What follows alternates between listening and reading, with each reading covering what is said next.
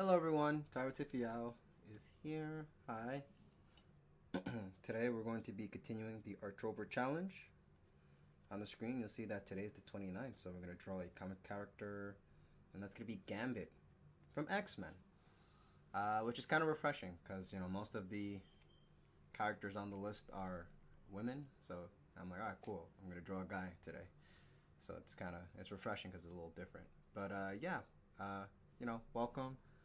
I am a digital illustrator. I'm also an author of a webcomic, Reborn Daughter. You can find the links on the YouTube in the details, so I'm not going to go too much into that.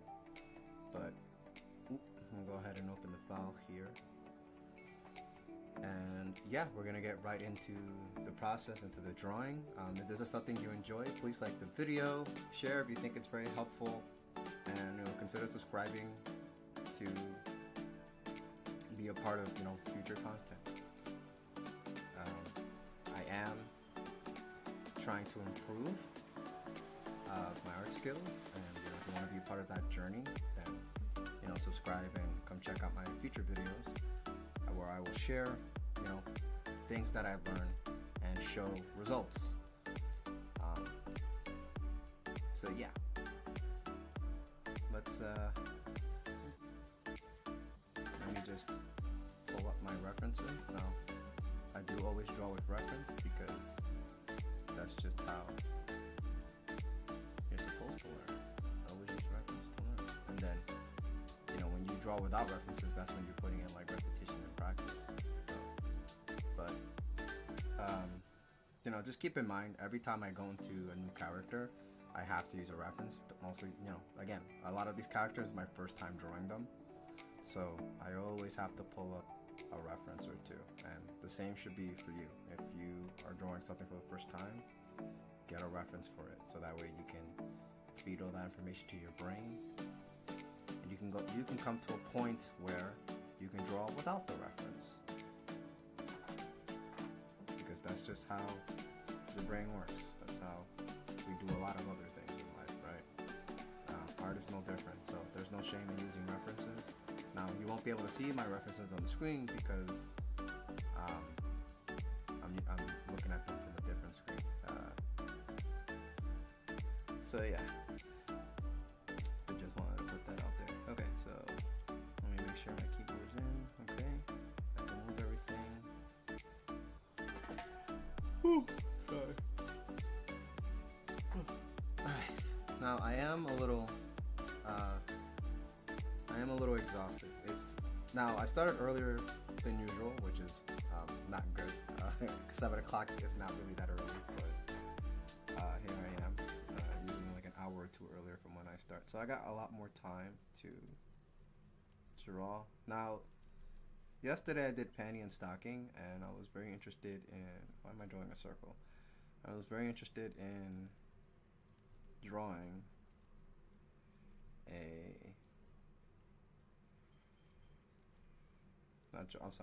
coloring it a specific way. I've learned a new kind of process to coloring, and I wanted to put it into practice, but unfortunately I didn't have enough time to really play around with the coloring.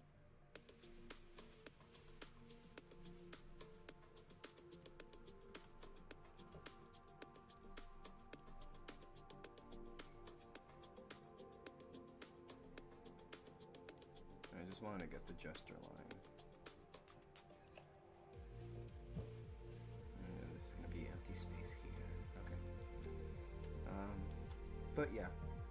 But I did, so I didn't get to practice it last night.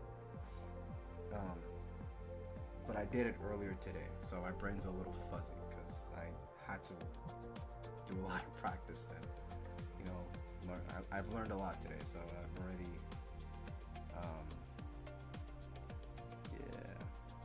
that's how shut up my brain is right now. But we still got a drawing to do despite all that.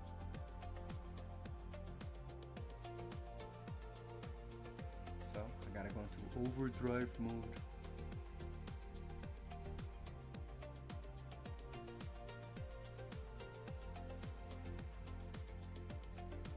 Gotta break this up into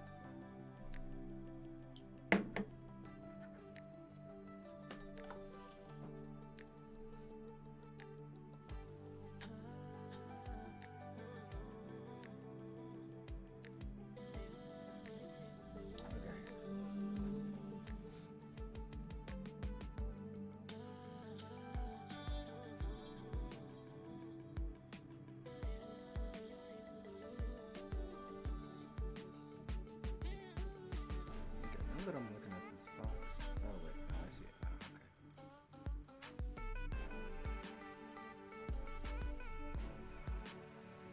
I was like, I think I twisted this a little too far, but this is the front here.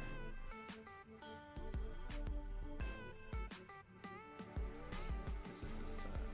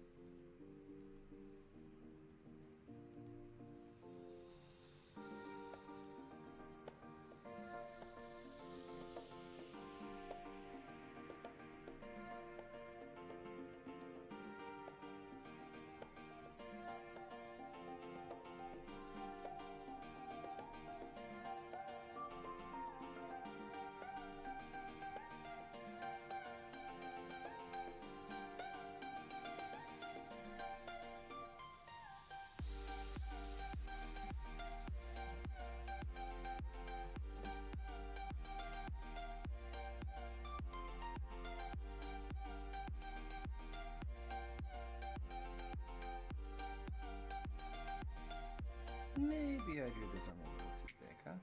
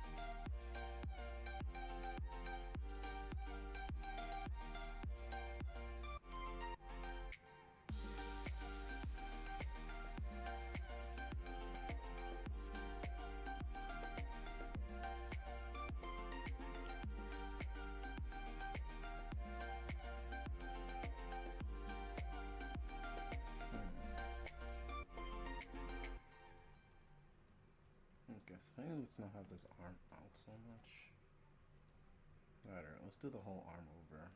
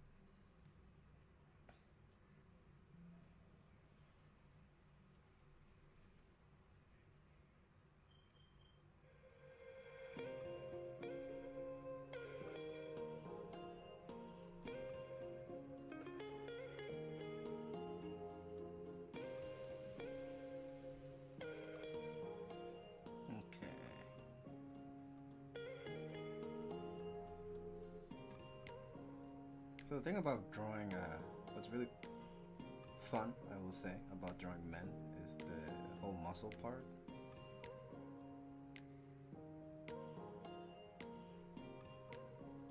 You know, you got to really get into the whole muscle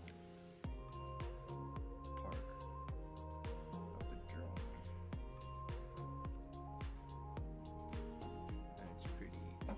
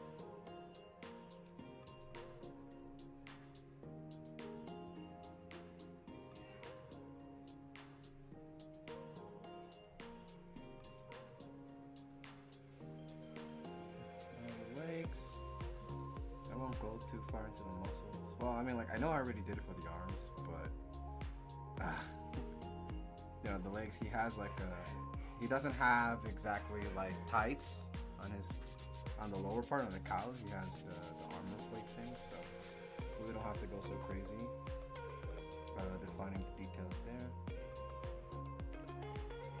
So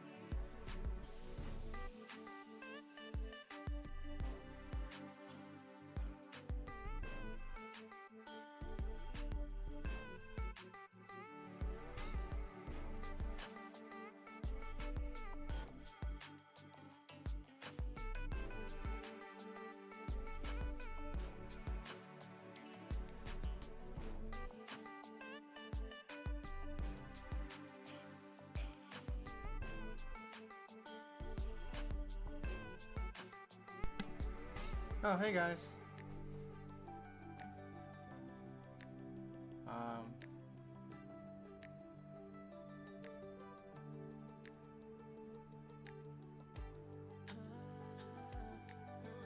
Hey Polo's art. Sorry guys. Not only was I focused on that whole hand thing, but yeah, I don't know what's up with chat, but I can't. I never see the first few messages. I don't know why. I always have to refresh it. But yeah, sorry I missed all that.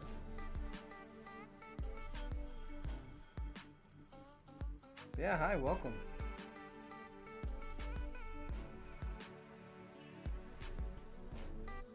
Hey, what's up, Mo? It's been a while, my friend. Yeah, it's kind of bugging out. So I can never, I don't see the, and it's funny because it pops up on the screen, so that's the only reason why I noticed you guys saying anything. It popped up on the screen. But the first few messages typically don't come out.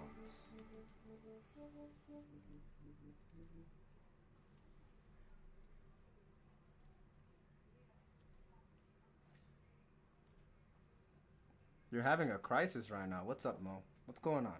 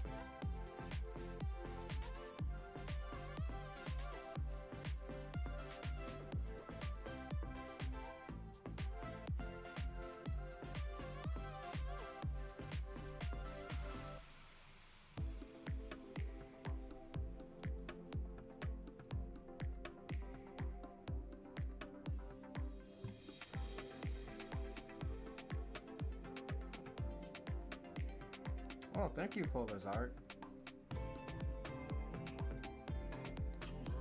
But despite that, I still got a long way to go.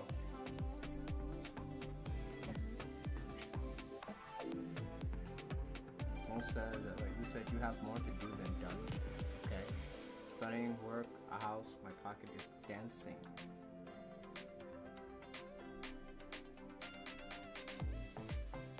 Busy, busy, busy. But it's good to be busy. Yeah. Shrink this a bit. So we can have his head in here.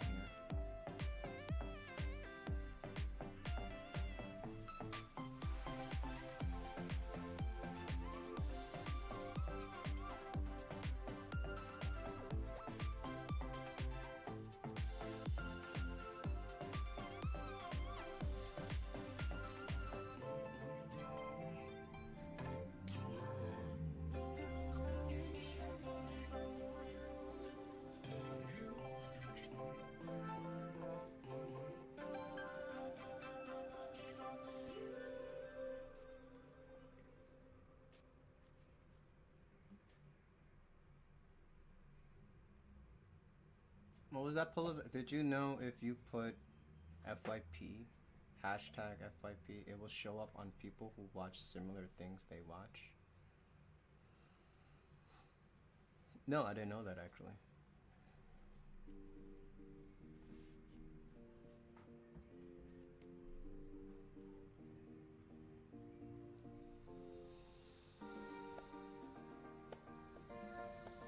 Does that stand for like for your preference?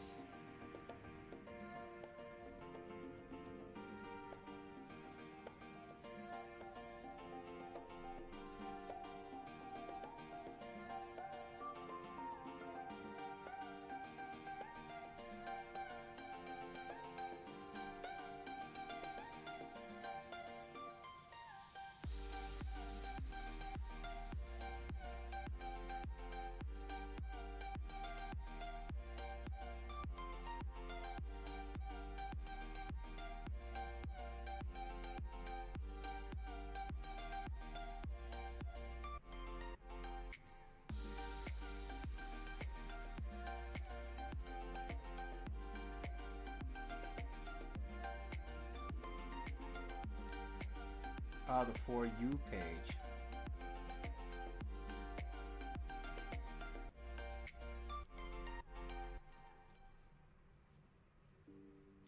Interesting. Okay, I'll go ahead and start.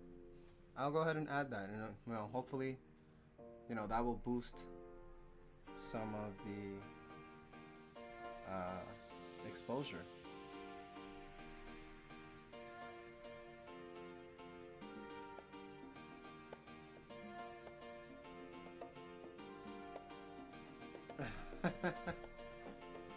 But yeah, I really appreciate that. Thank you, Polar Art.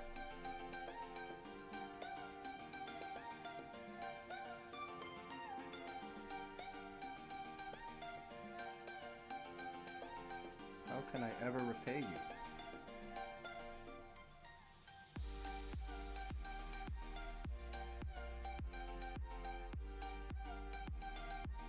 No, really, how can I repay you?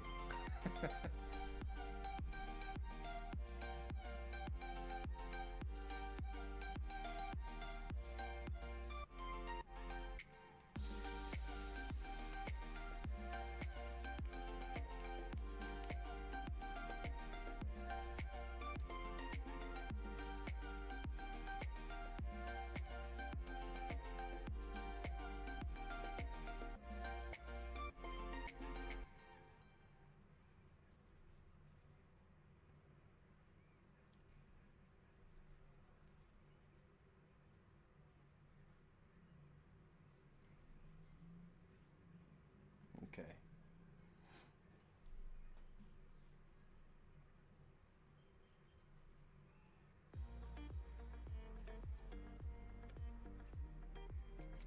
Let's give this guy a stronger nose.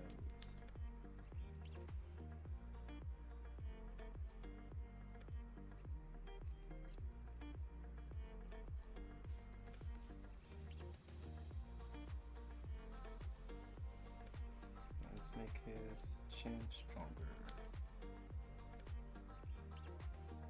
Let's give him a stronger jaw.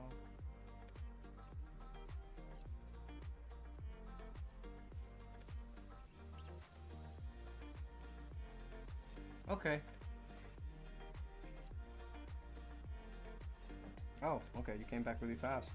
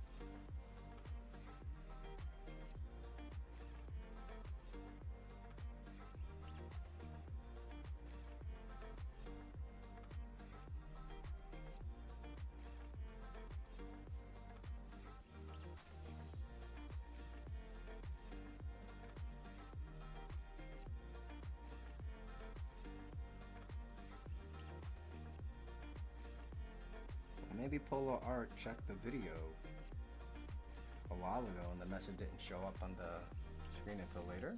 Question mark?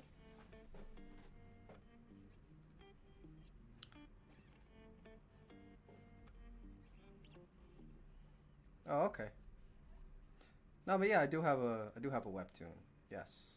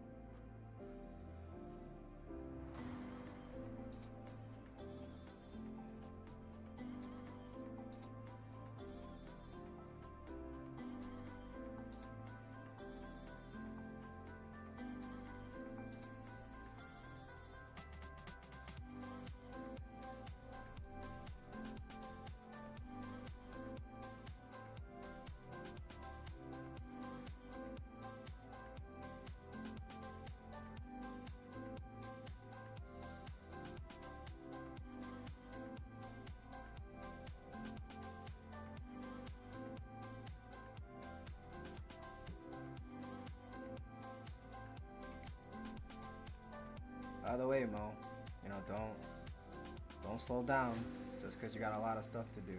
Don't let that overwhelm you.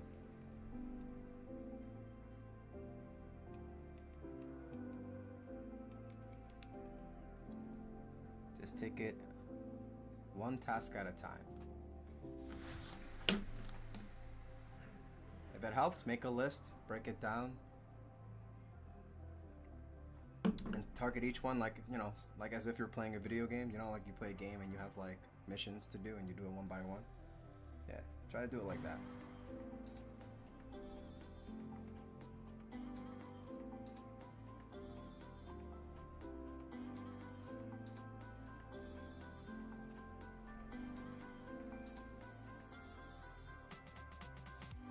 I was talking to Mo, sorry.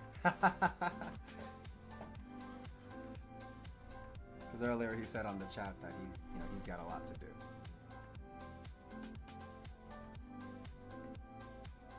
You're gonna write a long text? Alright. Good, good. All you gotta do is just follow through with it. Now, you know, the hard part is just getting through the the biological part, right? And what I mean by that is, you know, we're naturally gonna lean towards, like, you know, being lazy or just not dealing with stress or whatnot, right? But it's your ability to fight that, right, that ultimately decides whether or not you become productive or not. So that would be the next step. Like, once you write down the list and you got a to-do list and everything, you got to fight those urges. Like, oh, you know, I don't feel like doing it. Maybe I want to go eat something first, or, you know, maybe I want to go clean my room for no reason, right? Or, you know, you're procrastinating, right? You got to fight it. Just, all right, I said I was going to do it. Let's go do it. Doesn't matter. You got to get things done.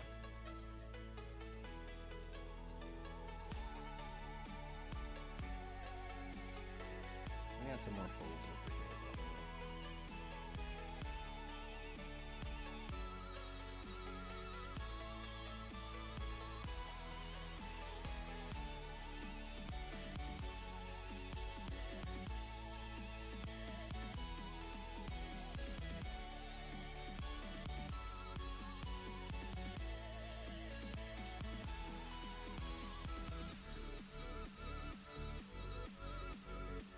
Okay, so now I'm going to think about the coat here because of how the arm is. If the hand is coming out like this, right? That means it's going to be... it's going to stretch. There's like the end part of the coat has to hit a direction. It's either going to be this way, it's going to be the other way. I just gotta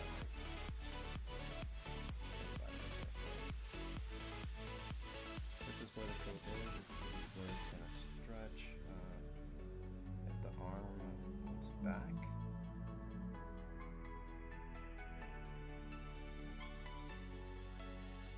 then all of the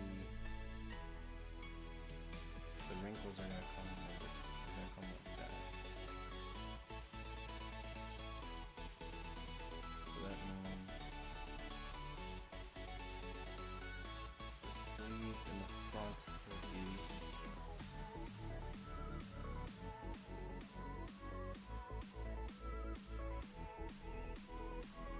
do I do traditional art?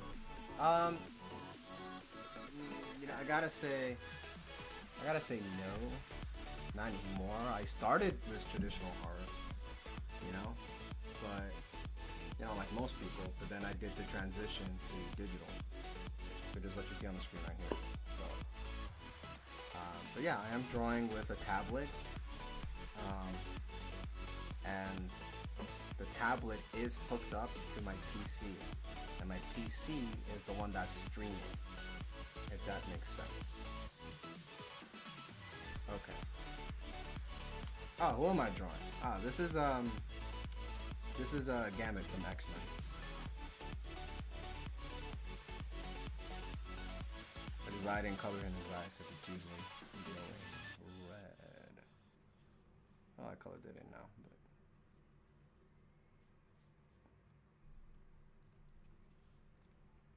But yeah, X-Men character.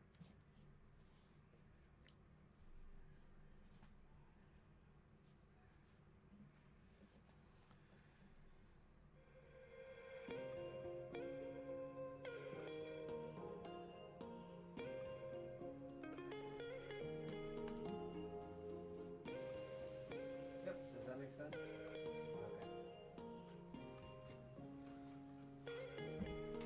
But yeah, traditional art was how I started, but now I'm on digital. Do I miss traditional art? Yeah, I do.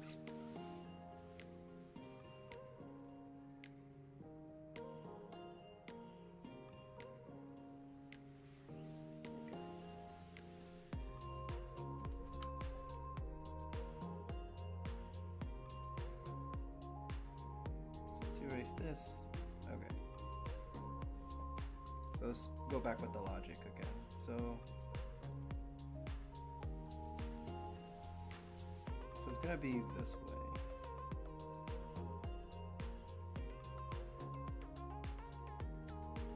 The stretching should be coming from here because of the back of the coat here.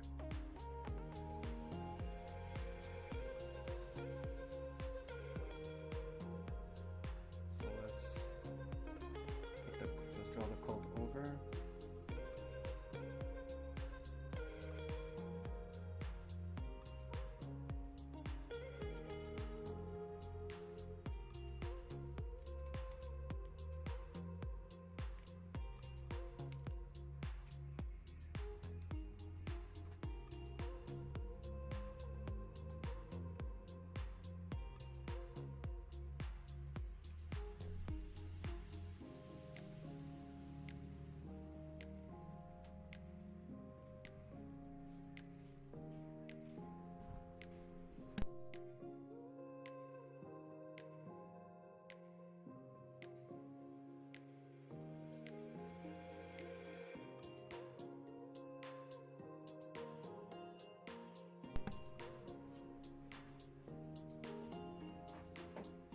Says, by the way, I mistakenly created a new muscle while drawing sketches. It looked cool though.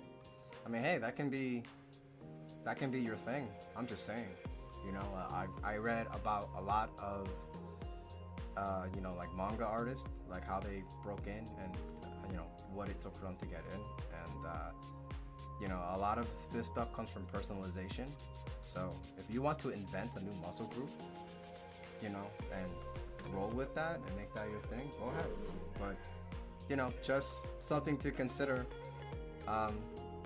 Even mistakes can turn out to be your strength, you know. Let's see, I'm trying digital art, but it feels like you're restarting your art journey all over again. Okay, I know it feels that way, but the reality is that you're not really restarting, because when you're and you know, for me at least, most of that I came to understand that when I went to art school, because you know, my experience in art school, you know, the short part of it is you know that there's a saying, it's called come on, I always forget it.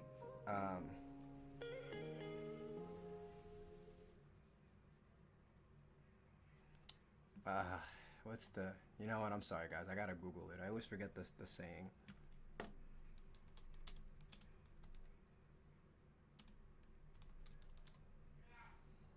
Okay, there we go. So it's that phrase that's called jack of all trades, master of none. There you go. That's what art school pretty much was. It, you know, they had us do a little bit of everything, but none of the classes ever focused to master any of the techniques that you learned. You did a little bit of everything, and at first I didn't like it, but it wasn't until after graduation that I studied some more, and I realized that, oh yeah, you know, we did a little bit of everything, but there were, each little thing I did developed a certain skill that can be applied throughout the whole range and the spectrum of art.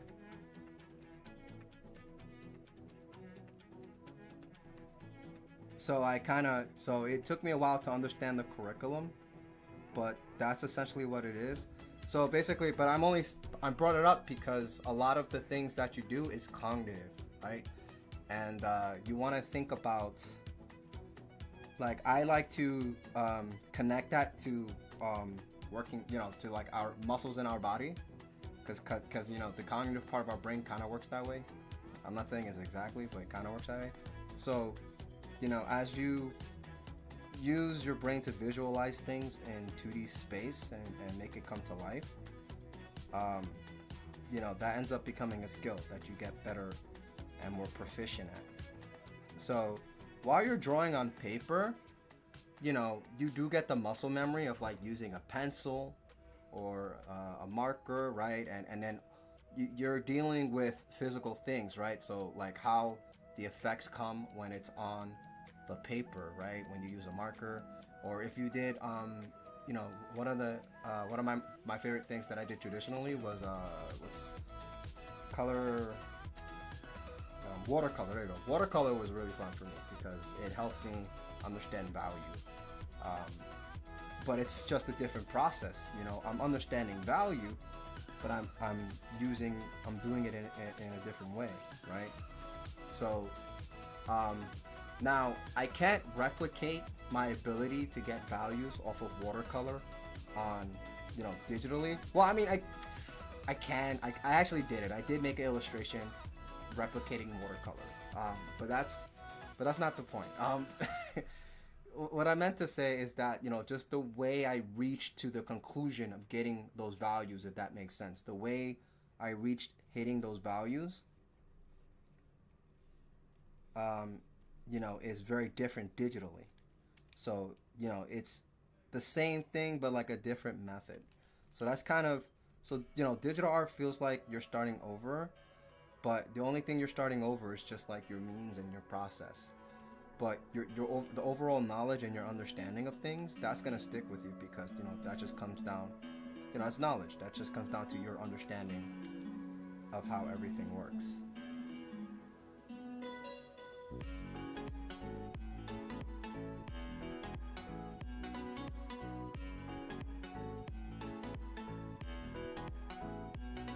So if you were on now, I don't do anything like traditionally, like in terms of like a finished piece. It's been a while since I've done that. But what I do traditionally is practice. So like I'll have like a sketchbook and this is when I don't have access to my digital stuff, but I'll take a sketchbook and I'll do stuff like this that you see on the screen. I'll draw like body, forms, muscles, all that stuff. Because all that stuff I can still translate that digitally, because it all comes down to my understanding of where the muscle groups are, where the forms are, all of this practice that you can do traditionally, it still has value. There's still productivity coming from it. And when you use a different form, you're still applying that knowledge. It's just in different ways. And now I don't want to say all art schools are the same, but that curriculum makes sense to me because it helps a student understand, which form of craft they want to get into.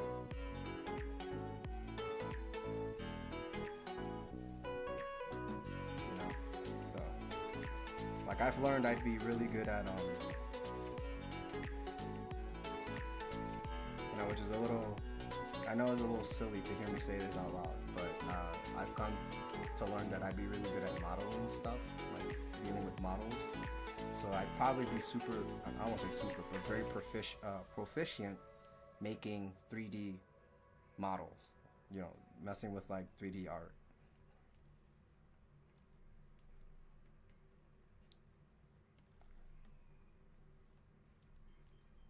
But, just because I'd be good at it doesn't mean that's what I want to do, right? So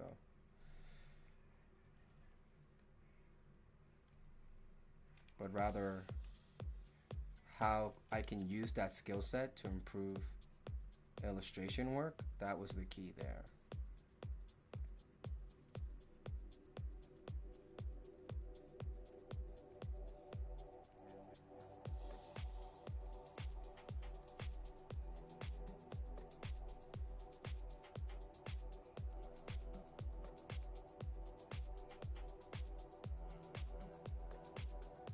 So yeah.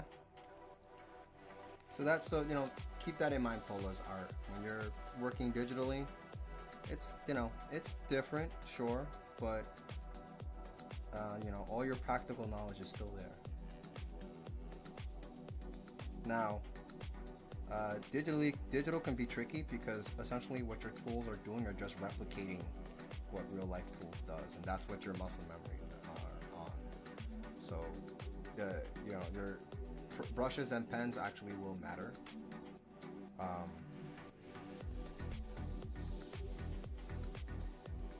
So what you want to do is get stuff that recreate, you know, the feeling of like a pencil.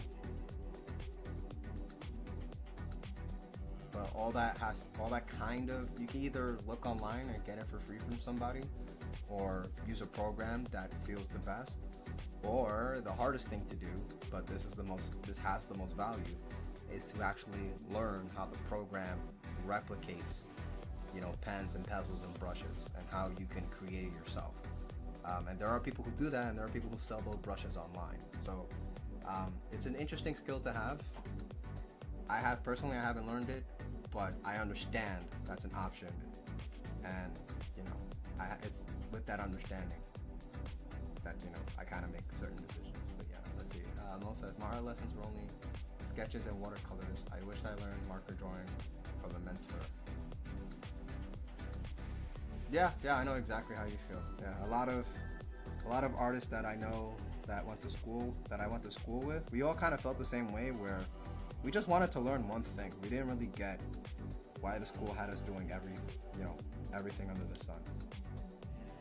At least for my college. But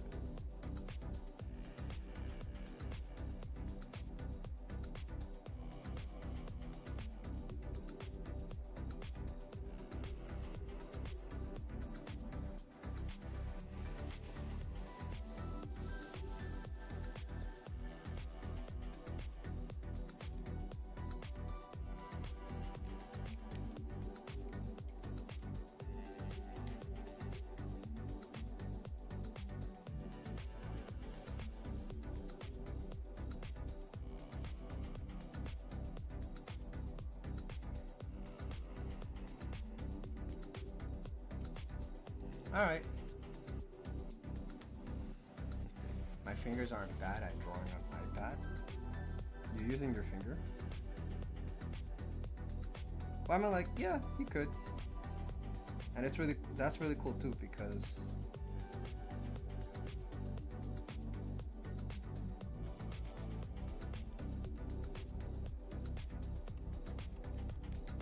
you can get like a paintbrush and use your finger.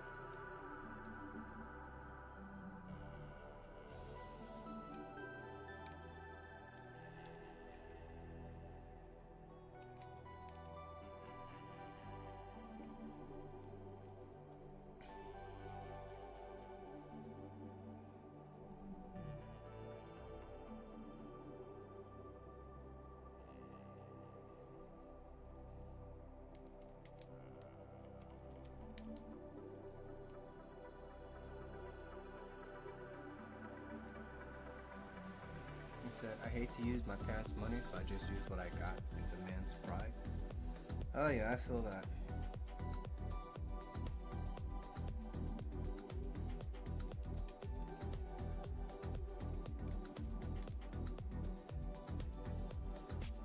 There's just something about having to ask for help.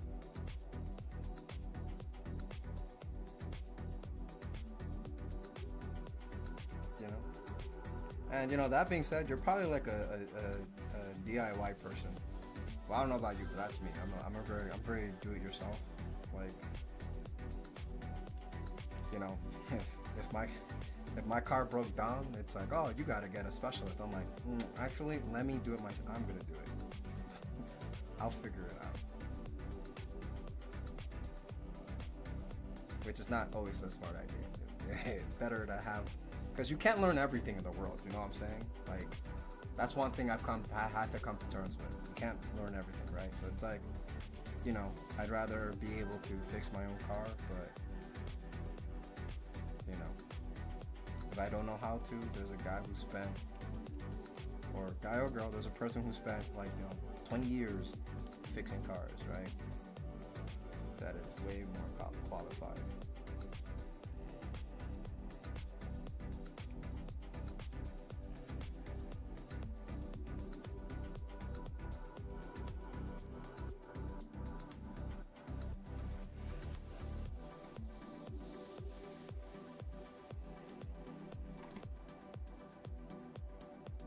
But, you know, and that's the thing about business, you know.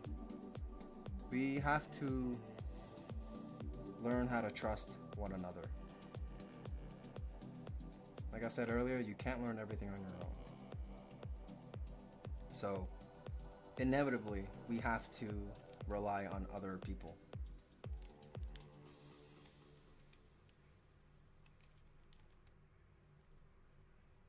Obviously, I'm not saying, you know, yeah, trust everybody, but it's important to be capable of trusting other people to be responsible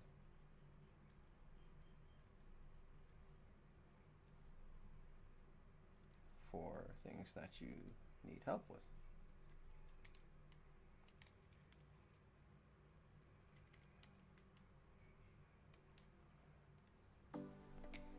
Who's gonna turn the light on October 31st?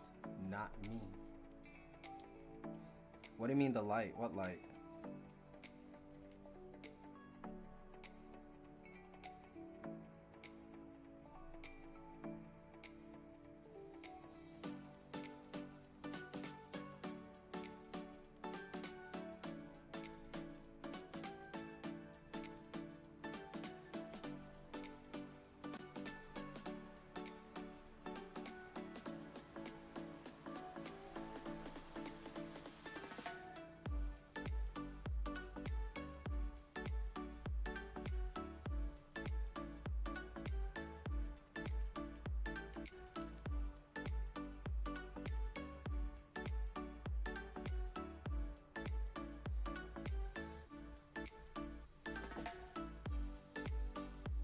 First house light? Like Halloween lights? I'm a little confused.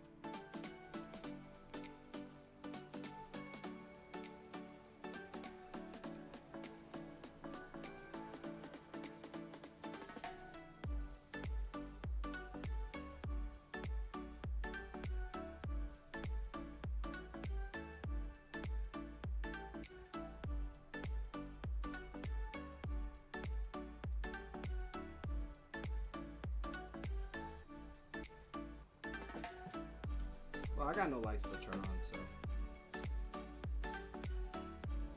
I'm gonna be giving out candy, I think.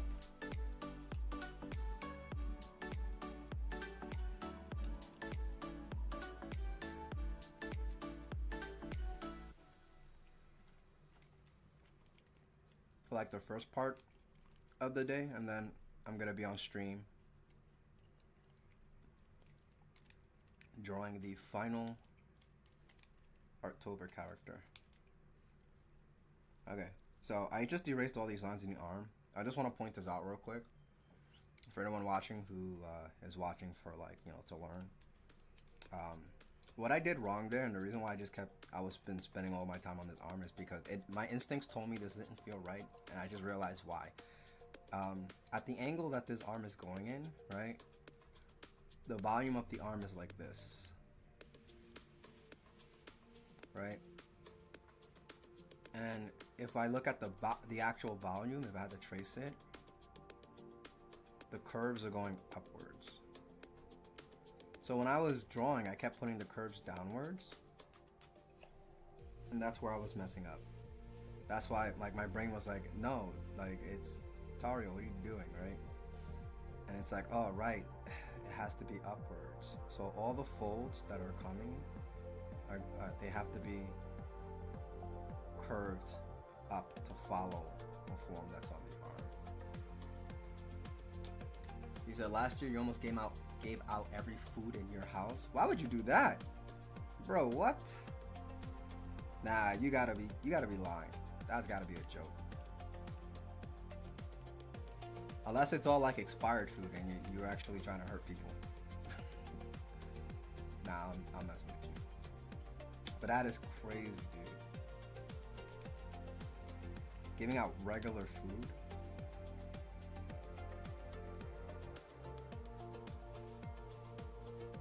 There, I think that looks a lot better, right?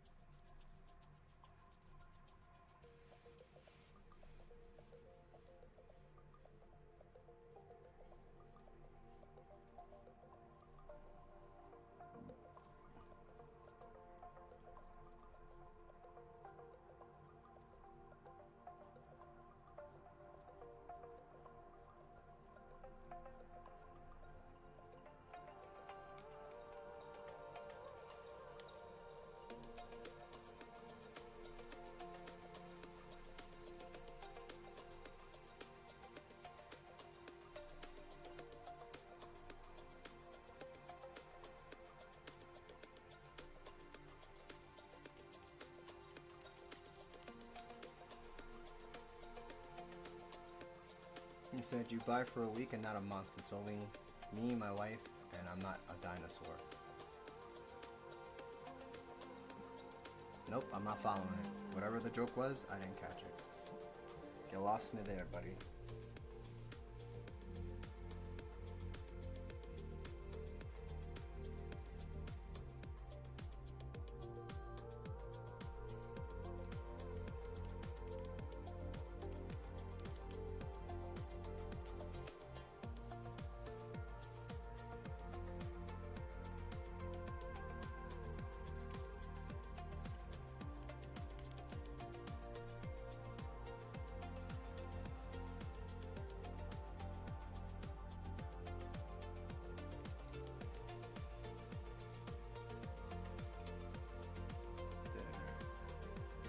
Now I feel a lot better about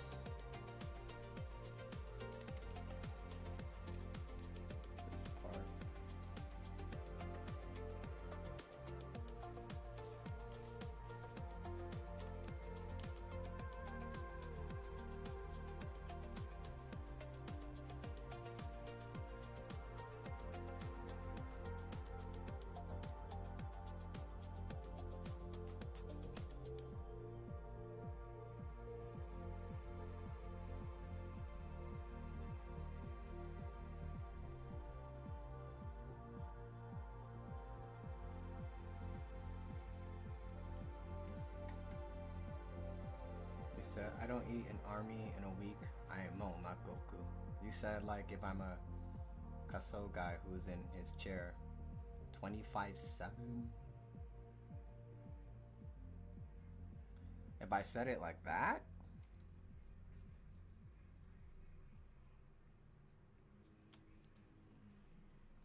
well, I at least hope not.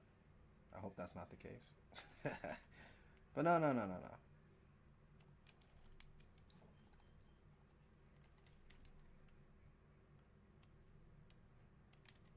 It's just almost all the food in your house. It's just a crazy thing to say.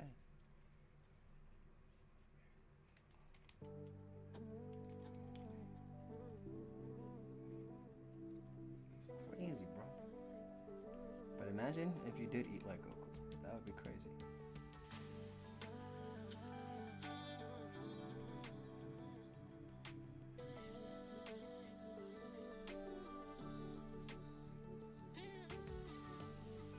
But, you know, if you trained as hard as Goku, then yeah, you're probably gonna get all those calories.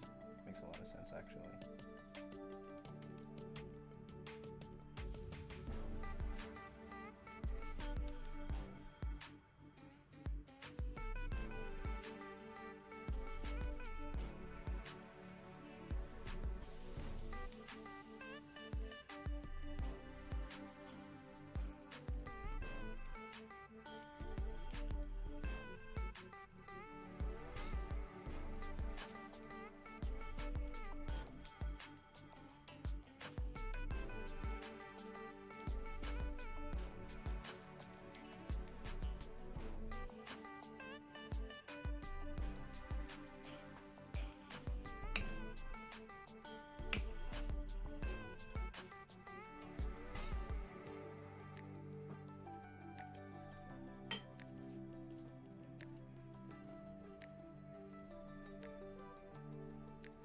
Alright, almost done here.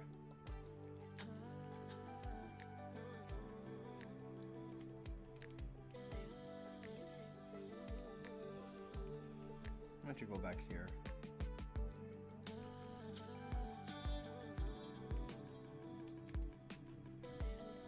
And this is a foreshortened arm, but because I gave all those creases and bumps such drastic forms, it doesn't look like it's far away. So I just want to just make it, you know, tiny little bumps here.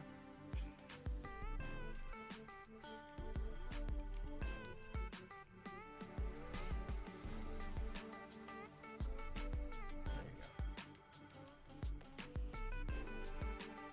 Now I'm gonna make the little creases here.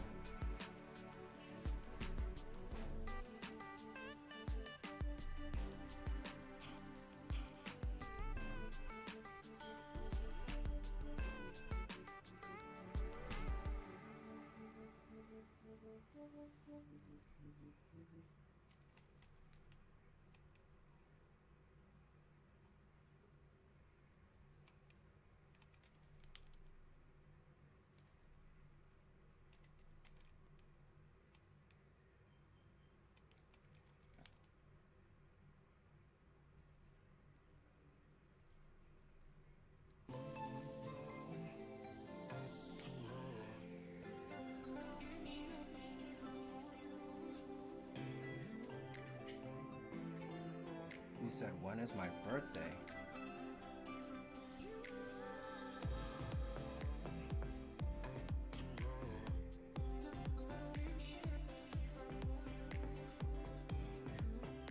Well, unfortunately, I won't be able to tell you that. But what I will say is that my birthday is in the fall season.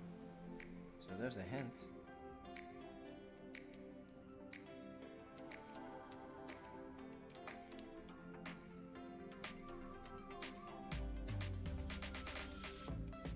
Oh hey, welcome back, Polar's Art. Yeah, no worries. If you gotta do something, go do it.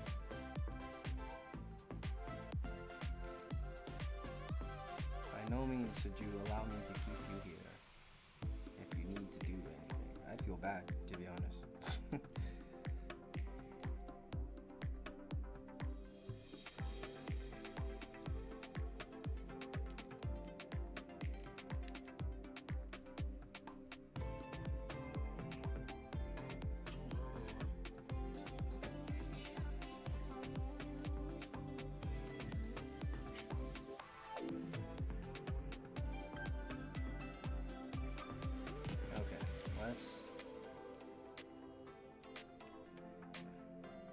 expand the chest a bit.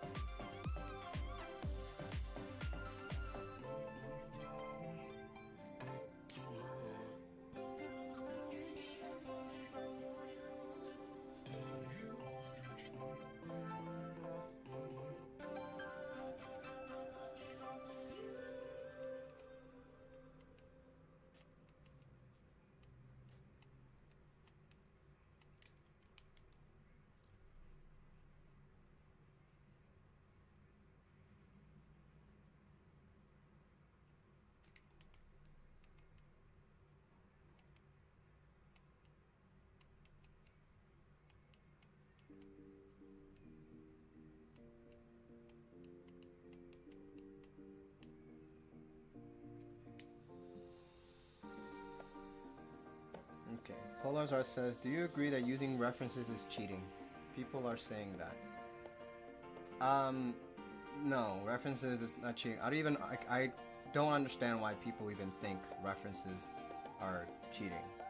Yeah, it's okay. Here's how it works. Okay. And I'll briefly touch up on this. Did you know that when you fall asleep and you have a dream, which I know I'm getting into dream science, but stay with me here. When you have a dream, right, and your dream, you'll see a random face sometimes, right? You'll see random people, and then you'll wake up and you're like, oh, I had a dream. I was walking down the street, right? I was walking this, and there were random people there, right? Now, you know what's crazy? You know what's crazy about brain science and sleep science? Every face that pops up in your dream is a face that you've seen in real life. They're not exactly random. Your brain, and the reason why is because your brain cannot make stuff up. So I'm going to repeat that. Your brain cannot make stuff up. So when you have a dream, your brain is pulling faces that it's seen before and placing it on random people in the dream that you have. You don't know who these people are, but you've seen these people. Okay? And all that information, your brain is recalling all that stuff. Okay? So now that you understand how that works, the same thing. So basically the whole point of me saying that is to help you understand that your brain just can't make stuff up. So with that being said, if you're gonna draw anything, you're like, let's say I've never drawn a motorcycle before. I can't just draw a motorcycle out of nowhere. I need to know how it looks, right? I need to examine it. I need my brain to take all that information down in order to draw it. So that's why we use references, because the brain needs to see things to gather information in order to apply it onto the paper. So references is not cheating, and anyone who says referencing is cheating, they're probably not very well educated in the field of art, because this is just like scientifically how it works. Even professionals use references because we're all people. We all have brains, and everybody's brain kind of works a little differently, but ultimately we all, if one person can't do something with their brain, right, the rest of us kind of can, right? So none of us can just create something we've never seen before. We have to take all that information down. So no, reference is not cheating. Actually, you should be using references if you want to improve, because you're feeding your brain all that information so you can draw it. With now, eventually, like for example, like if I draw humans. I've been studying the human body, so I'm at a point where I can draw without a reference. I can draw a person without a reference, or at least something that in air quotes looks like a person, which is further down the line you'll learn what I mean by that. But but yeah, I could draw a person out because of all the references and the practices that I did. But if I wanted to draw something super accurate, then I need a reference to show me that information, to show how it looks in a certain pose, to show how it looks in a specific angle. Because again, your brain can't make that stuff up. And your ability to draw, that comes from this thing called recall. Recall memory. I should use a thicker pen for that. Recall memory. Okay? This is what you're using to draw. This ability in your brain. So when you're learning, what you should be doing is taking a reference, drawing from that reference, and then draw it again without the reference, because now you're training your brain to pick up all that information and put it on the paper. Okay? So, and that's you using your recall memory, and that's what we artists use in order to draw stuff. So like, I've practiced drawing faces, I've practiced drawing hands, I've practiced drawing the torso, right? I've practiced drawing legs. I practice doing all this individually.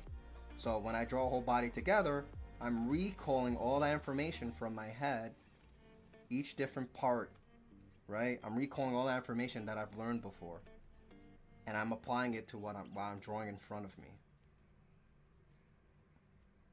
But yeah, so references is not cheating. References are necessary, actually. If you're trying to draw without references, then you're not really doing anything. You're not improving. And the reason why you're not improving is because you're not adding any more information into your head.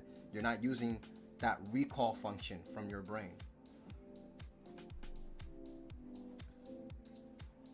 So always use references. And I'm going to even go a little further for you, actually. Here, let me give you a website that I have used personally when I was starting off with practicing doing whatchamacallit, figure drawing. There you go. I was doing figure drawing from live references, so I can learn how to. Okay, yeah, I'm gonna write it down on the screen, but you can go to this website, and I follow them on Twitter too. So, but I remember like 3 years ago, I started. I wanted to draw from life, and people know that this is a must. It's a must. It's a must that you have to draw from reference. So there are actually people out there who try to sell references for you, and they make a business out of it, which is fine. But if you want free references that are pretty good, you can go to this website here. It's ADORKA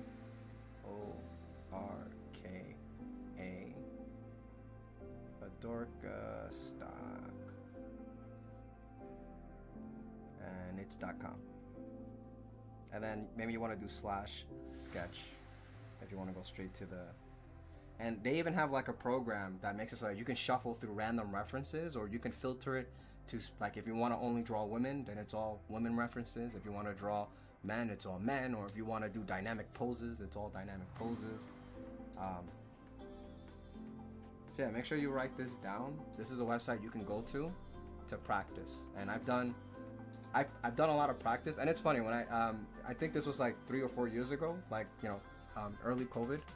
I was posting all of my sketches on Twitter, and the people who made this site actually reached out to one of my pictures on Twitter, and I actually got some attention from them, and they're like, "Oh yeah, cool, you're using our stuff," and that caught me off guard. I'm like, "Wow, they actually found me, and they found the sketches that I were using off of their site." So that was pretty cool. But yeah, it's free to go on the website and to sketch. So really good, really good site to go to. Great contribution to the art community, in my opinion. Very helpful. And what my favorite part is that it's very it's kid friendly. And I say that because, if you dive into there and you look for poses, you're going to find things that, kids shouldn't be looking at. But, you know, I will admit it is required if you want to get to a higher level of drawing. But, you know, but if you are under 18 and you just want to learn how to draw a human body without all that nonsense, this is a great website to go to as well, because, yeah, everything is super safe. Kids can go on this website and they can draw, because there is absolutely no nudity at all.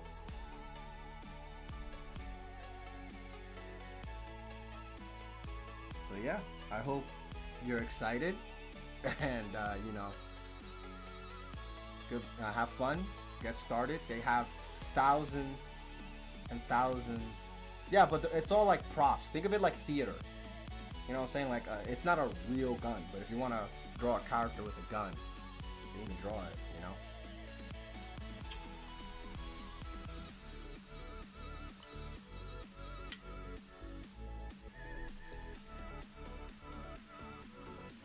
And they got like toy swords and stuff. You want to draw a character with a sword or with a staff, right? And you want to do that.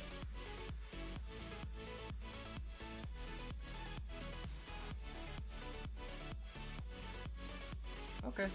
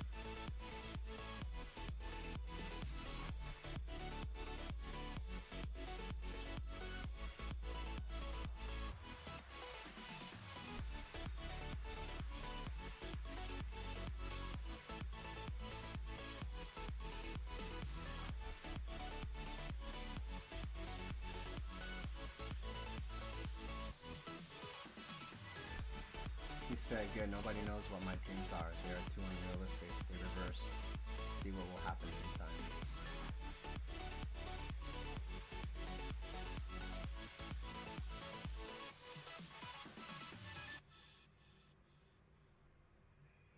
Oh, then explain a Dragon Cow and a PUBG with AK-47 doing Minecraft shit with Gojo and the Zombie Goes Duelit book speaking a language that I've never heard. You see, well, again, Mo, all that stuff is recall. So, you know, well, I mean, like, you may think you've never heard it, but, you know, your brain can, it doesn't just make up stuff. It uses everything, all the information it's gathered, and it displays all of it randomly in your dream.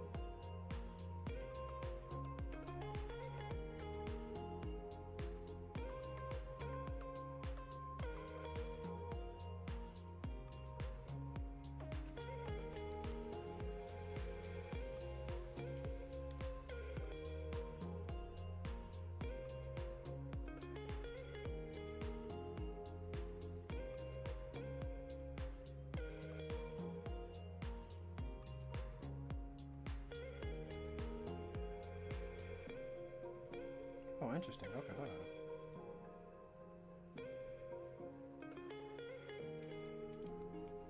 So this thing on his cow, alright, so this is a lot bigger than I thought it was. Okay, so this is like this. And let me erase all these lines because I kind of messed up here. These lines were a lot smaller than I thought they were. But we got this one, and then the next one comes down here, and then this one comes down here.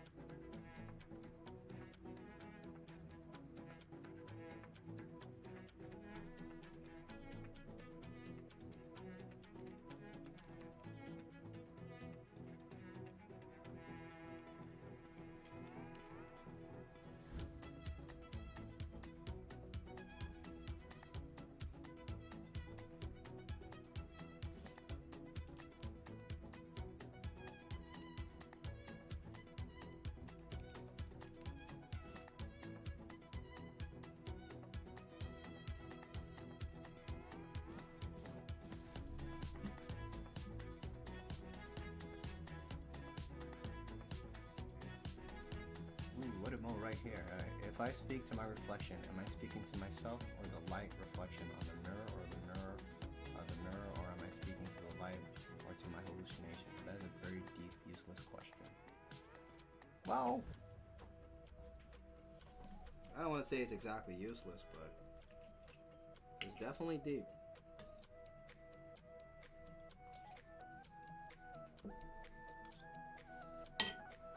But the answer will come from your intent. So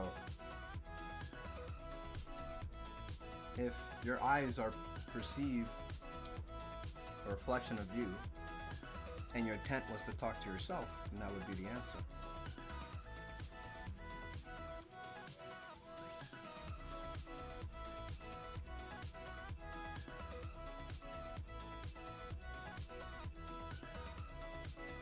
This thing covers like the whole meal. It's actually pretty crazy.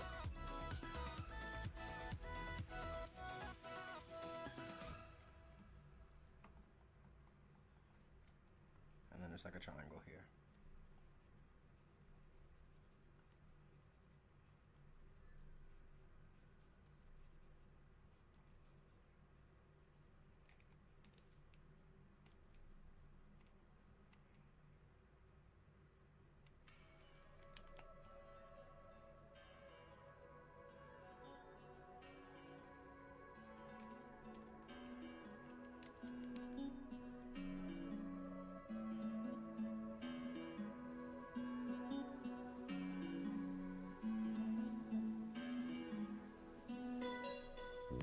I will technically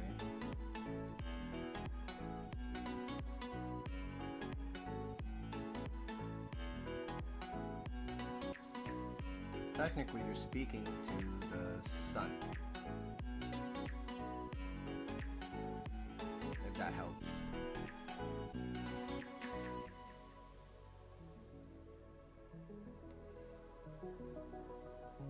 Because the way our vision works is that, you know, the eyeball picks up the light of, you know, the things that's in front of us, like whatever, like the light is hitting our eyeball, and it's receiving all that information.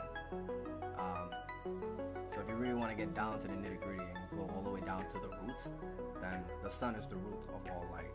So technically, if you want to go down the chain, it's going to ultimately lead to the sun. You're talking to the sun. Even though what you see is yourself, which is being reflected on water, you know, all that stuff is just things that your eye is absorbing. thanks to the surrounding light that's casted upon the world from the sun that exists in our solar system.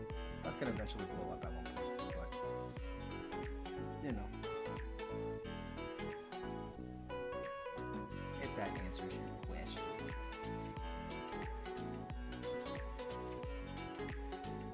But if your intention was not to talk to the sun, technically you wouldn't be talking to the sun.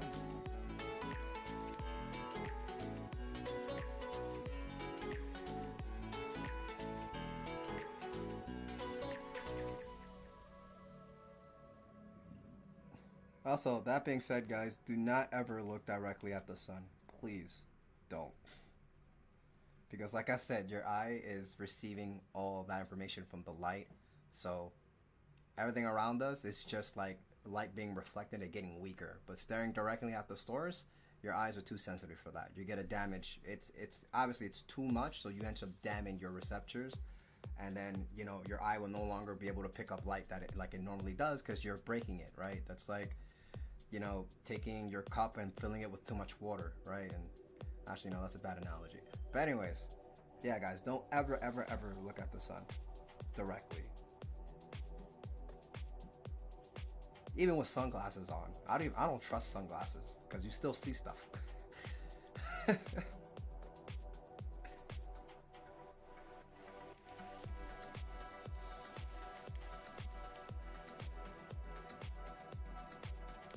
Now, the reason you can look at the moon is because, once again, all that light is being reflected off from the sun. So that's the sun reflecting off the moon, and that's weaker than looking at the direct source.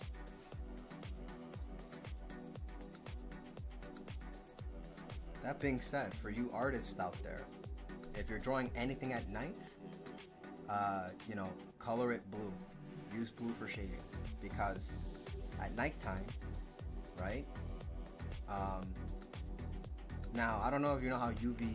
Well, if you know light science, you understand UV lights and you understand each color has its own strength. But, yeah, at nighttime, you're only getting blue. Because it's the strongest UV light. So, that's a nice tip if you're going to draw a character at nighttime. Scientifically speaking, you should only be using blue shades. Blue or like purple. And yeah, your character is definitely going to look like they're a nighttime character for sure. But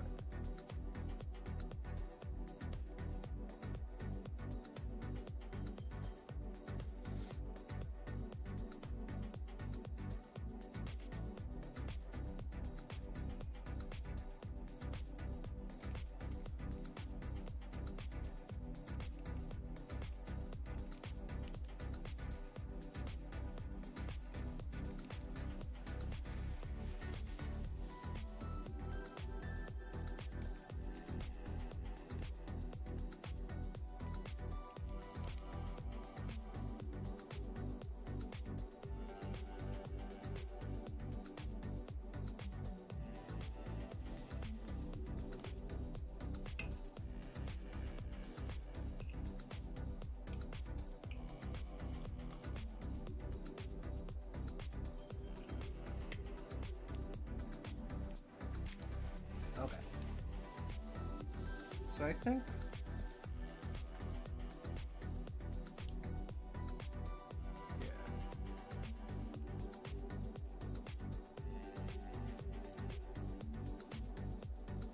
actually let's do this.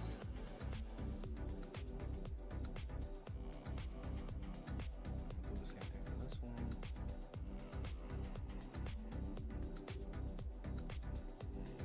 And these I gotta line up because I aligned the pelvis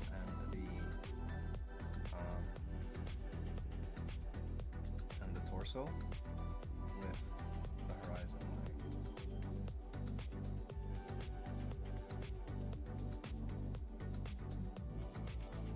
And going up.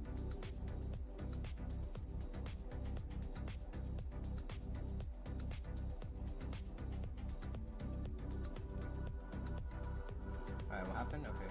That would be true if it was before 55 years from now, 5.5 billion years from now. But then what if light was in the state of a white hole from the light of dark matter in state where you have ultra dark vision. Sorry, from the future, not now. Oh, you're saying in the future?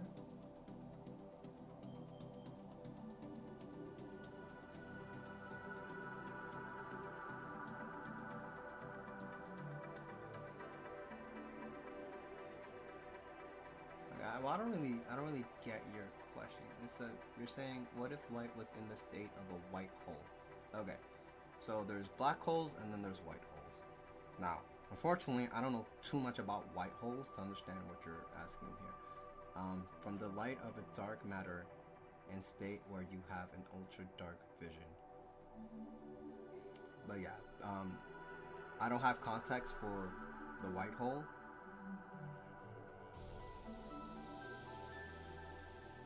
So I don't, I wouldn't be able to answer that one.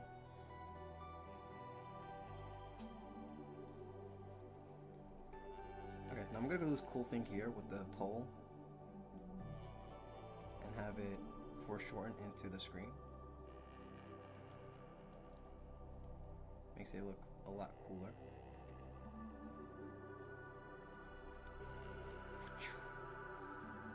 It's like he just swung it.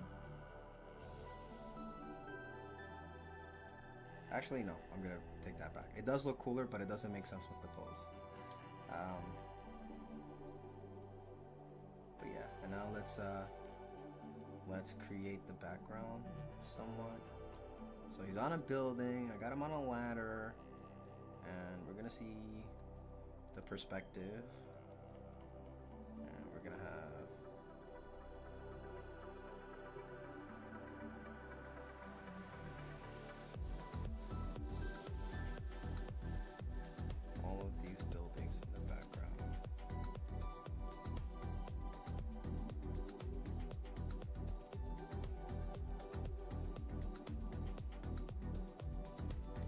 There we go, we've got Gambit.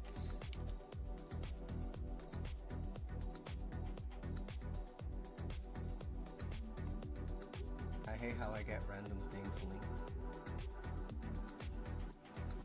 What, you mean like how you put things together? No, don't hate that.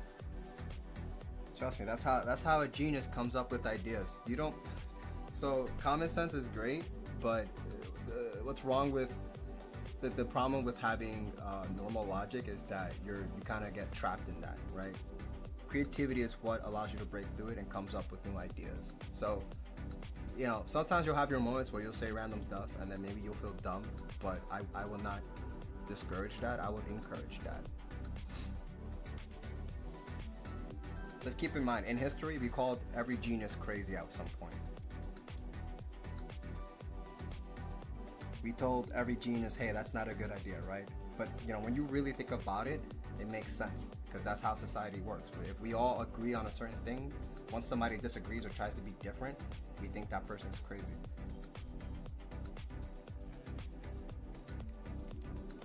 So Mo, if if you want to kind of be, have the potential to invent something sometime in the future in your field, then sometimes you gotta allow yourself to think these crazy thoughts.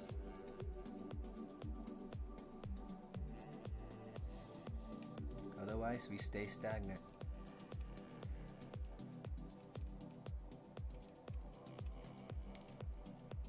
Which is why IRL I like to hang out with weird people. It's a lot more fun, and we get different perspectives.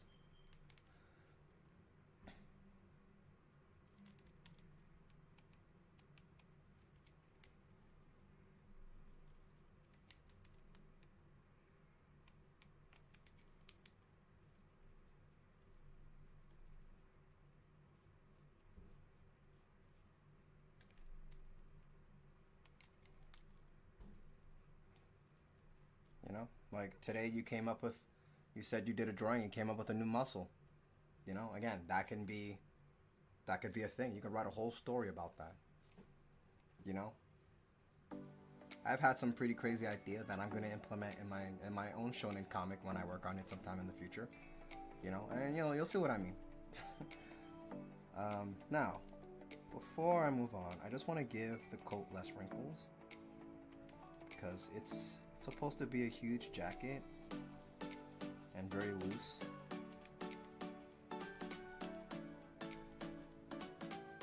So we don't want to give it that many wrinkles.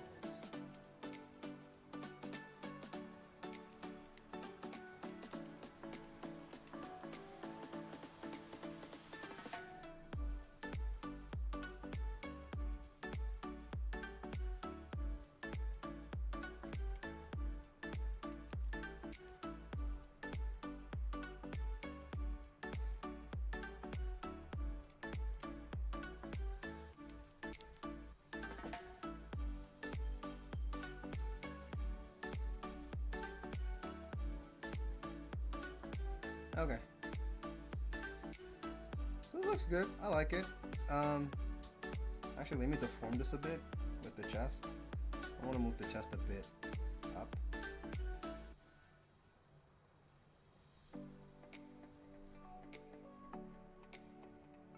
Makes it feel like it's more grounded.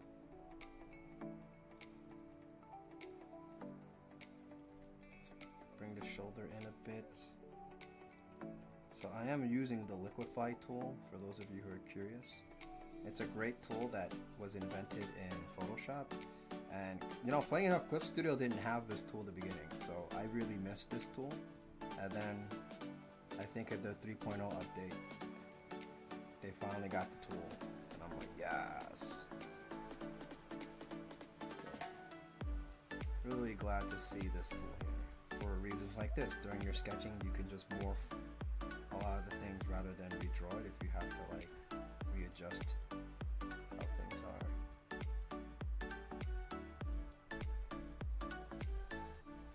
Okay. So it looks good enough.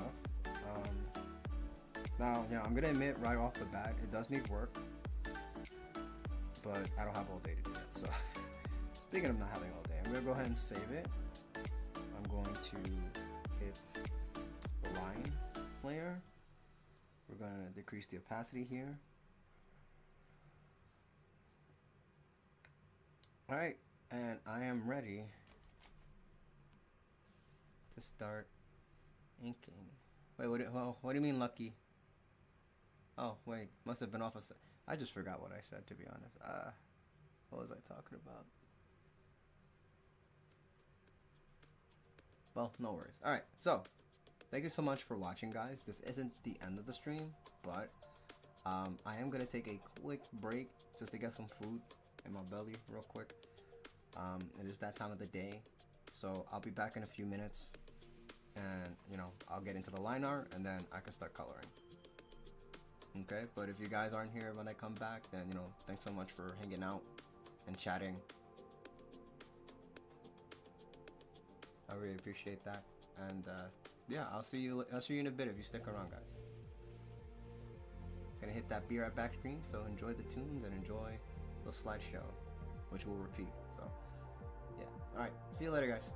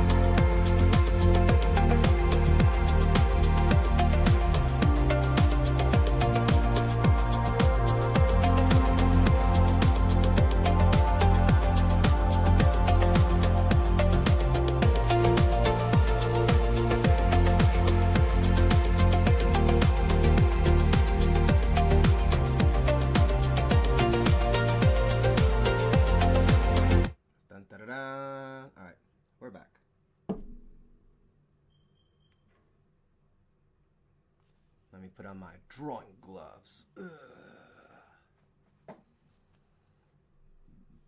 Okay. All right, and let's get into some line work. Now, you know, I know I watched X-Men when I was younger. I'm not gonna zoom in too close because let me point out something real quick that I did last stream that it kind of like, I always forget this, so I just want to say it out loud for you guys watching. You know, physically you have a screen in front of you. If you're doing digital art, this is not, if it's traditional, then it's a different story because you can't zoom in on traditional. But if you're doing digital art, right? Let's look at, let me zoom out and let me make a line. Bam, that was a small stroke right there. That whole leg was a small stroke physically on my tablet. But let's say I zoomed all the way in. Woo! I did all that with my whole arm. That was a very long stroke with my whole arm. Let me go back, let me zoom back into like, you know, how it regularly is. And you know, it was a little different. But you see what I'm pointing out here? Like when you're, the more you zoomed in, the harder these line strokes are gonna be to draw out. And the farther you zoom out, the easier the strokes are. So use that to your advantage. But just keep in mind, you don't ever want to like zoom in and do every single line, like little by little, like so. Now granted, I'm making some sick looking lines right now, but anyways, yeah, you don't exactly want to do that. You want to make it, you want to draw it as if you're doing it traditionally, where you can't zoom in and all of the strokes that you're making are, you know, very relative to that kind of physical problem that you're on. Yeah, sorry, I'm not saying it right, but anyways. But yeah, that's what I did last stream. I zoomed in a little too hard in my opinion, and a lot of those strokes I got off were pretty bad. See, maybe something like this I want to zoom out, right? You make that so much easier for my arm. By the way, when you are drawing these long strokes, you want to use your arm. You use your whole arm. You've seen it in every art tutorial. Follow it. Get used to it. Don't use your wrist all the time. Trust me, you're gonna end up with the wrist hurting at the end of the day. You're gonna get carpal tunnel. You don't want those things. Get into the habit of drawing with your arm.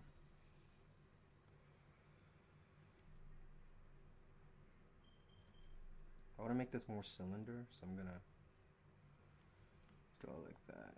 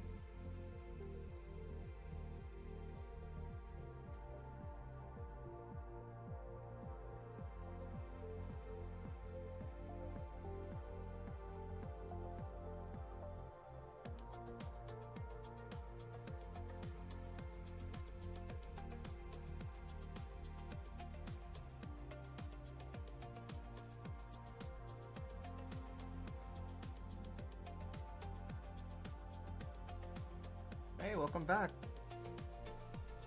You're back just in time. I just came back from my break.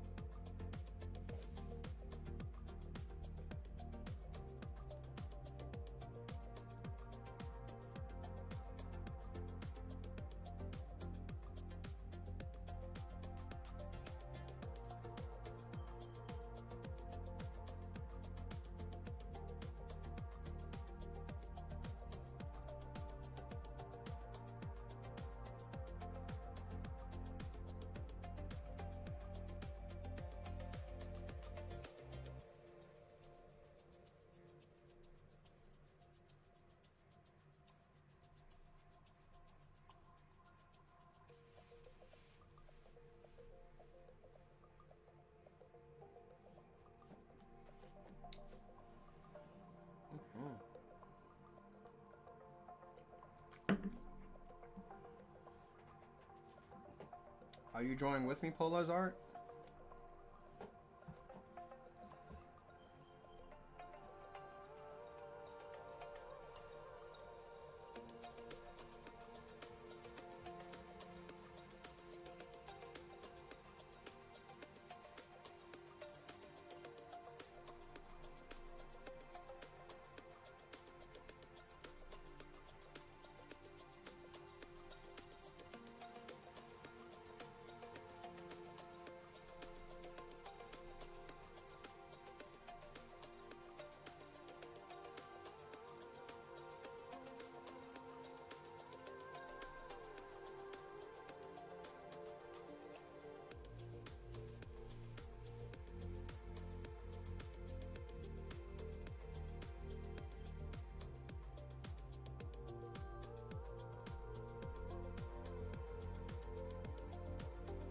No? Okay. So you can't wait to see me color. It's so satisfying. Oh. Aw, thank you. Well, we're gonna get there soon. I was thinking of using very flat colors, cell shading, because it's a comic, and I might do some flat blacks like I did with the April drawing I did. That was on day 2. I haven't done it since, but I've been thinking it's the last comic book character. And if you don't know what flat blacks are, they are flat blacks are where the concaves of the shadows of the bodies are, but you would just make them completely black. So the areas on the body that wouldn't receive light, you would just make them straight up black, and it's a complete flat black. So it's like a comic book term, because it's a style that it's a technique that you only see in comics. Now in American comics, Western comics, we see that a lot. You'll see flat blacks a lot.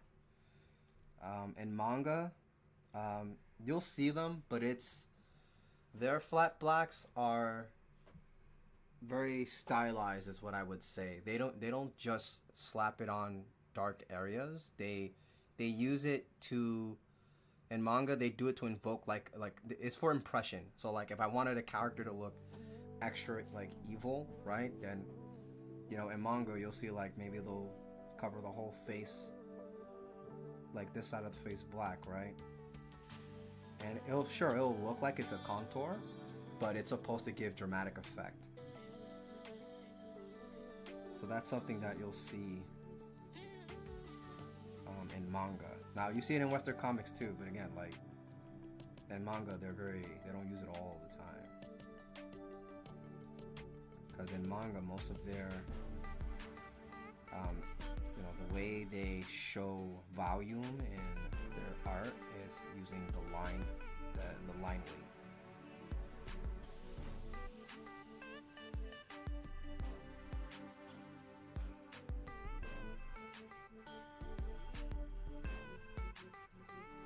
Which is a part of the manga style.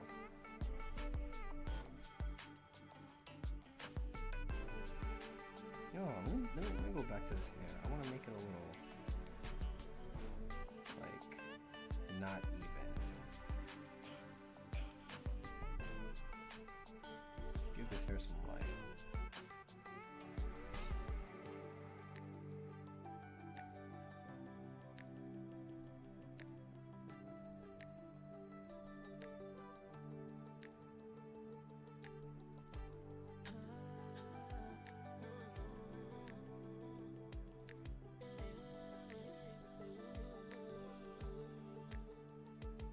You're working on a Conan Gray spread in your sketchbook? Yeah, go for that.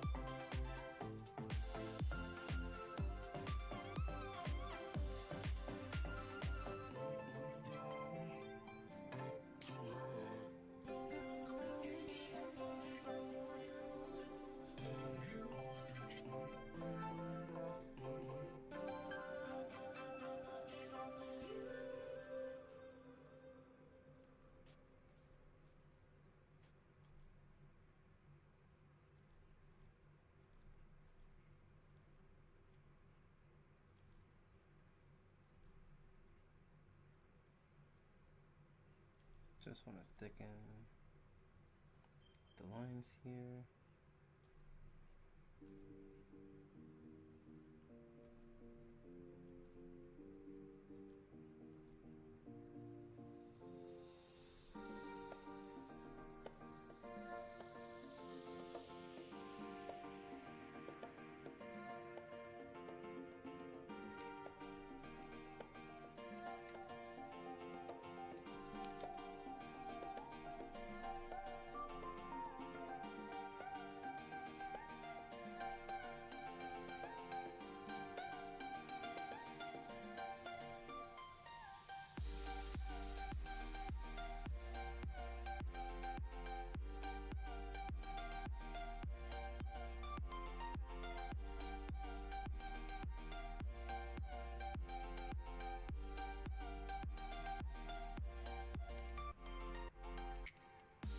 Okay, so now I'm coming over here again with the line work. I don't like that I have all that space back there, so I'm just gonna use the fold of the coat to cover that up.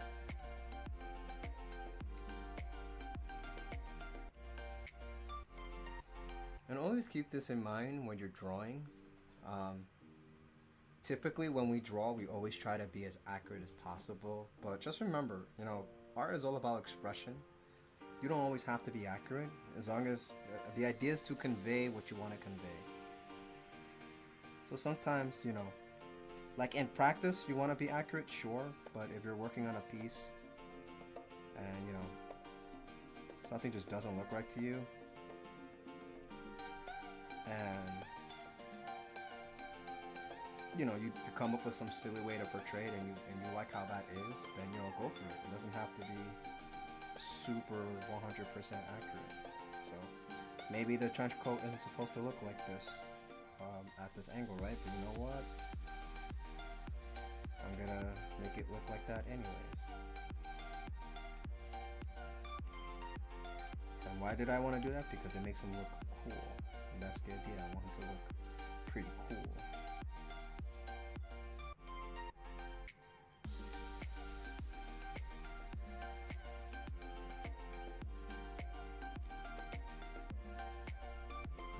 Adjust all the other ones here.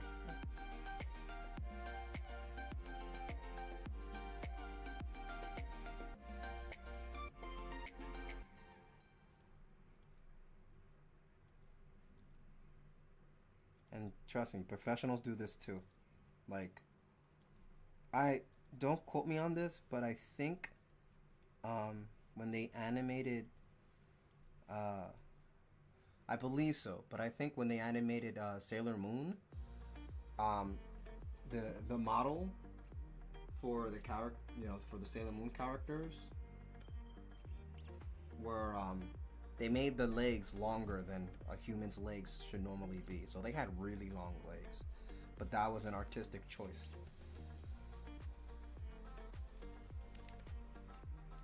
Just like how anime characters have bigger heads than normal, right? So don't beat yourself too hard when you don't get anything like super 100% correct. And rather than that, feel free to, you know, explore and deform things.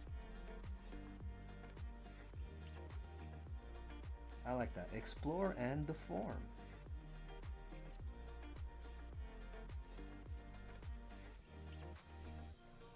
But ultimately, you know, you must draw with intention. So I guess that would be the first thing to check, you know, because if your intention is to make a super accurate drawing, then okay, sure, sweat it. Sweat all the accuracy, right? Get it perfect, because that's what you wanted to draw.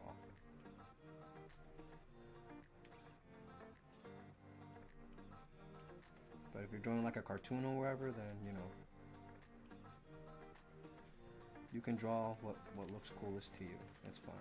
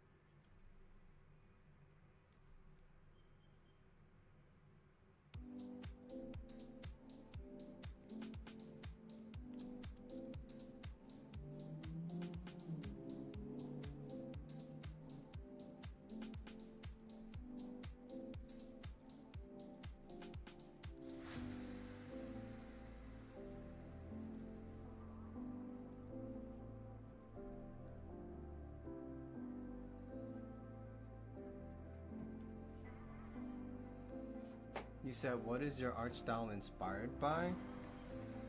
That's hard to say. And the reason why I say that is because I'm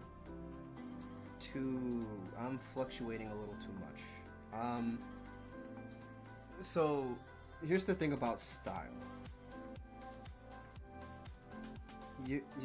So essentially, what is a style, right? If we had to define it. And your style is basically your artistic decisions. What do I mean by that? I mean, when anybody does a drawing, they have different ways, they have to interpret something, right? So right now, I'm drawing Gambit, and I'm interpreting, the forms using line work, right now, and then I'm gonna move on to give you some colors. But then the question is, okay, well, how did I did the line work? How do I approach it? How do I approach coloring, right? I have to make decisions, right, to make the line, right? Maybe another artist would do this whole thing with a thicker brush, and they'll make thick lines like this, and it gives it a whole different look, right? Imagine if I did this whole thing with a super thick line. Imagine if I was loose with the lines rather than, trying to have everything flow. I'm just like super loose and sketchy with it, right? That's my artistic decision to do. And because I decided to represent these forms that way, that's considered my style. So, the question would be, what is my style? What are my decisions? Now, I do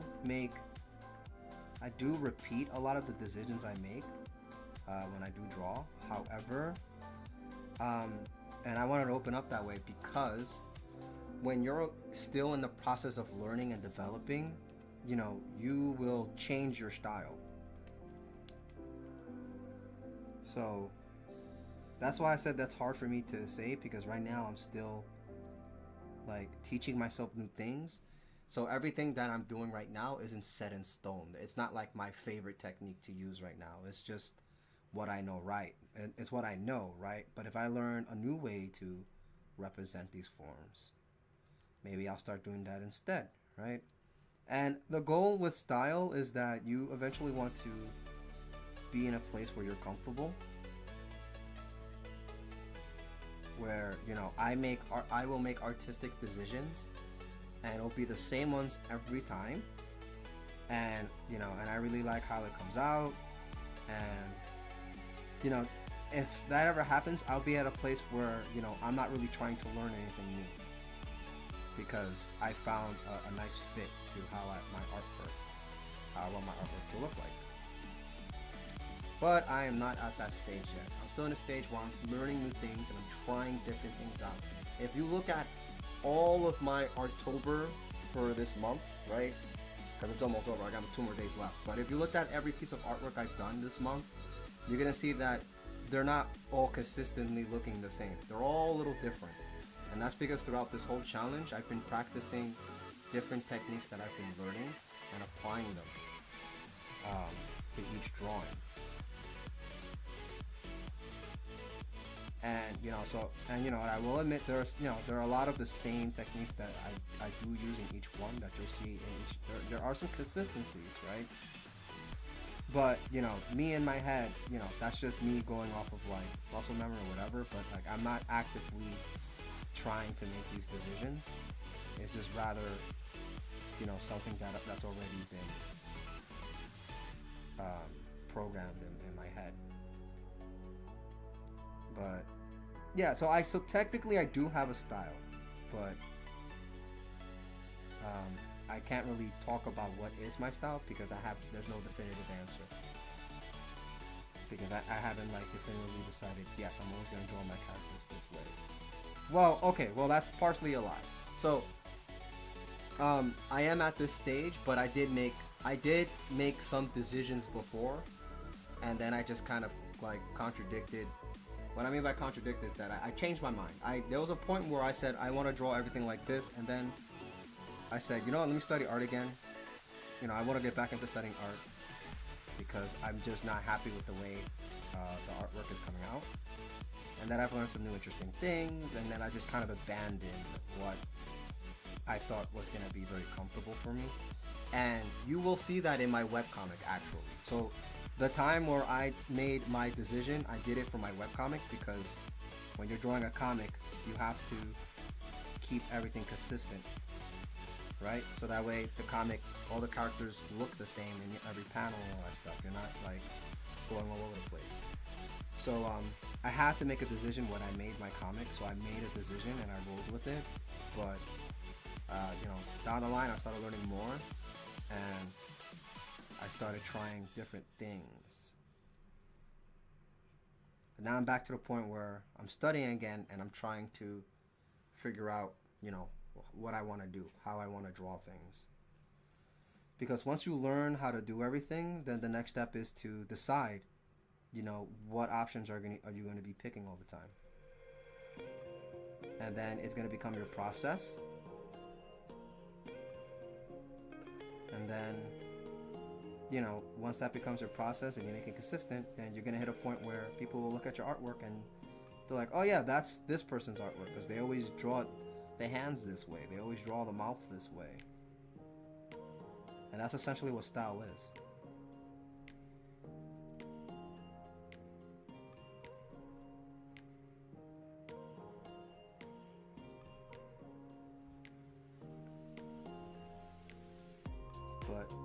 But I've jumped from style to style. The first two styles that I've learned was Dragon Ball Z, because that's all I drew as a kid, and the second one was Pokemon, because that's also what I drew as a kid. So I drew a lot of Pokemon and Dragon Ball Z when I was smaller.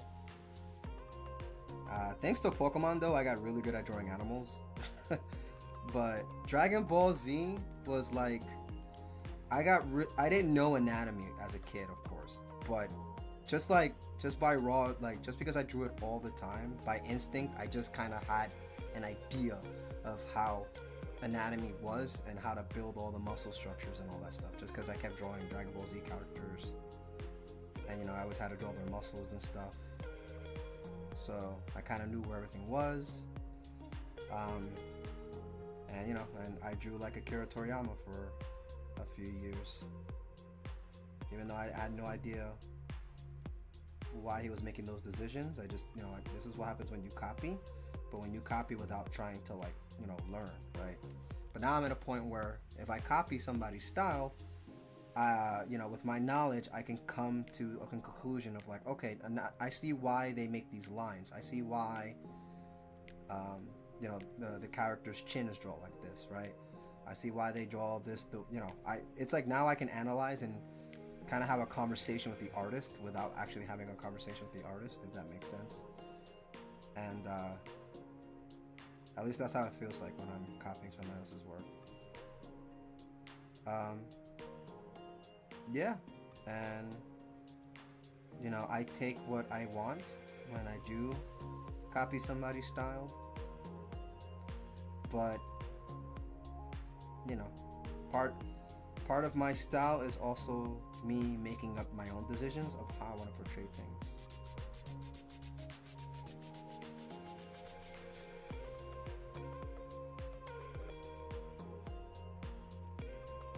And again, it just all comes to how, your style will come down to how you want to portray things. Like when I copied JoJo's Bizarre Adventure, who's my favorite artist of YouTube, if you don't mind me asking? On YouTube,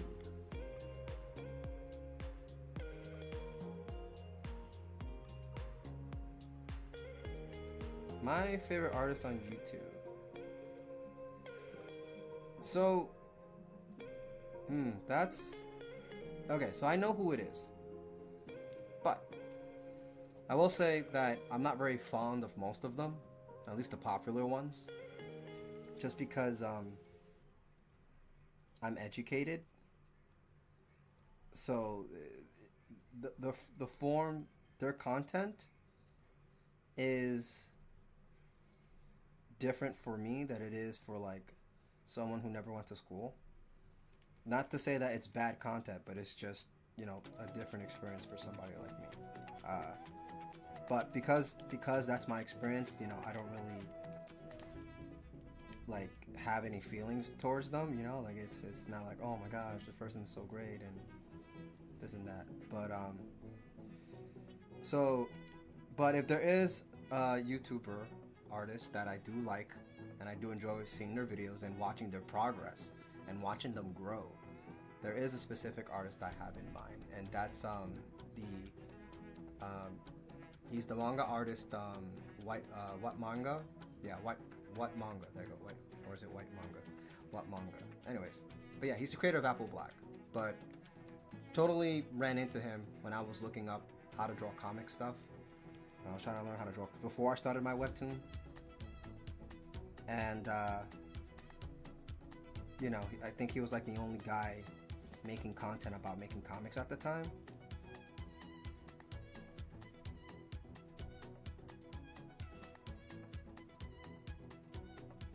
But he would be my favorite. And I'm not going to count, there are other YouTube artists that I watch as well, but I'm not gonna count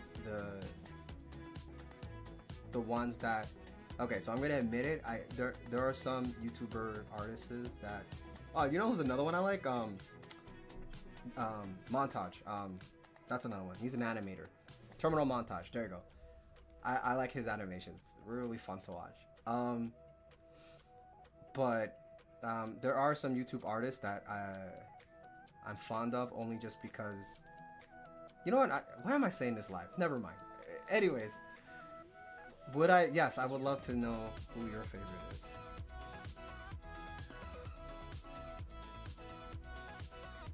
Maybe I've seen their content.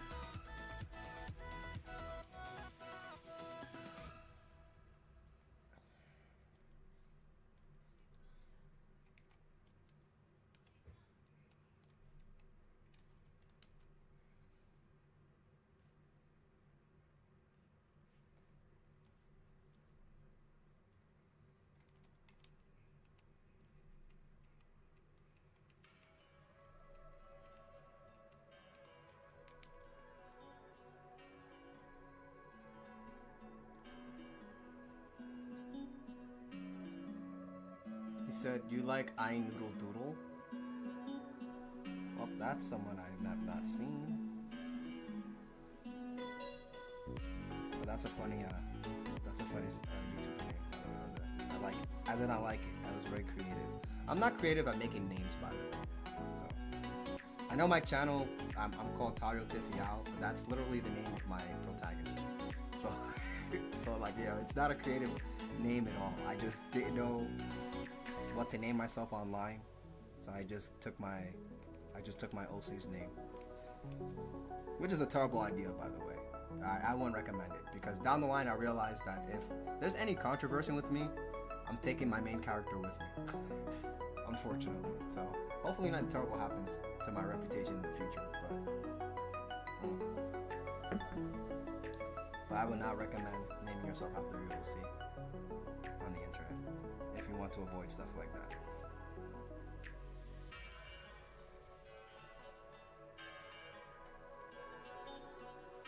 I gotta get better at naming things, or just accept that I'm really bad at it and just kind of take a page out of Akira Toriyama's book.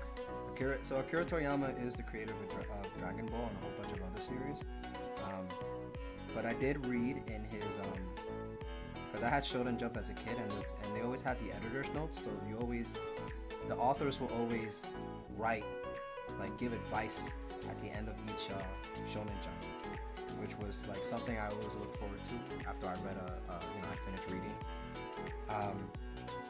But I remember Akira wrote, he wrote something in the Shonen Jump, and he was talking about naming characters, and he's like, yeah, I'm very bad at naming characters, so I just I typically just pick a theme and just kind of botch the words. And I'm like, wait, what does he mean by that? And you know, he's like, yeah, like if you look at all the Super Saiyans, all of they're all named after a vegetable, but there's just, you know, it's just a little different, right? So we know like Goku's Kakarot, so he's a carrot, right? Vegeta is vegetable because he's the, you know, that's the king of the planet, it's the planet vegetable. And then we have his Goku's brother is Raditz, is a radish. Nappa is a what do you call it?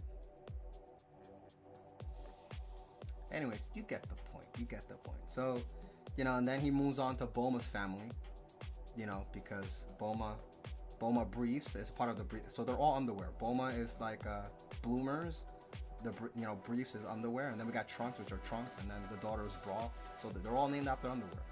Same thing with Piccolo. Piccolo, the Namekians, they're all named after an instrument. So we got tambourine, Piccolo. Like, so I didn't notice it until he said it in the Shonen Jump. I'm like, oh wait, yeah, he does kind of like thematically name things. So that's a little trick that he uses to name characters.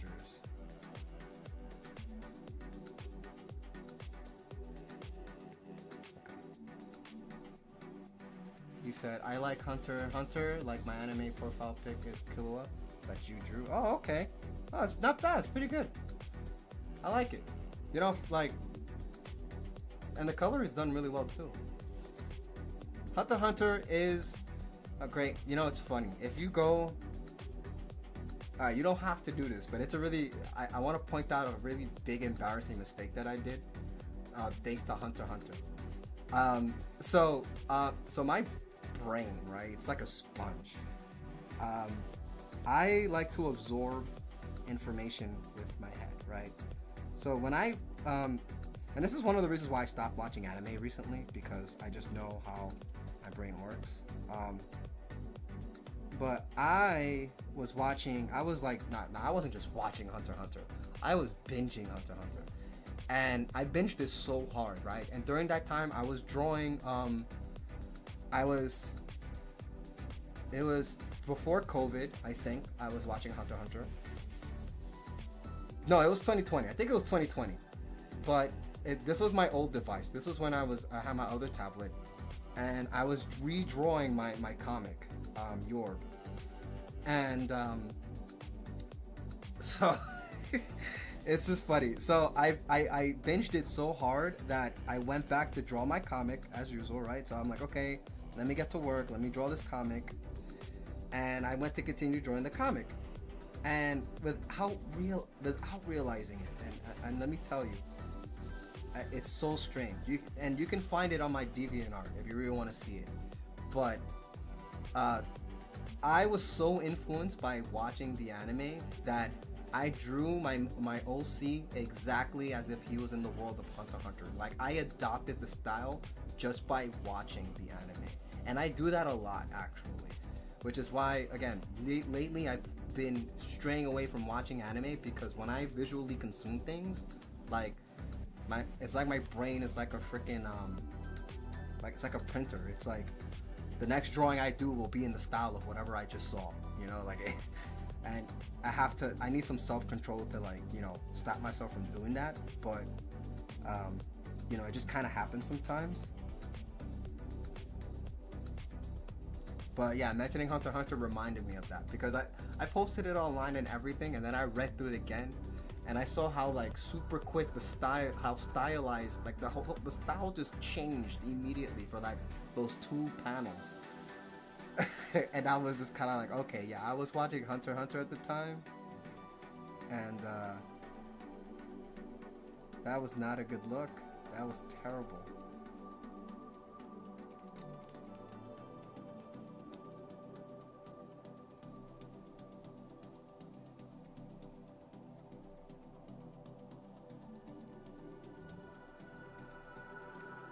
But yeah, love Hunter x Hunter. Killua is my favorite character.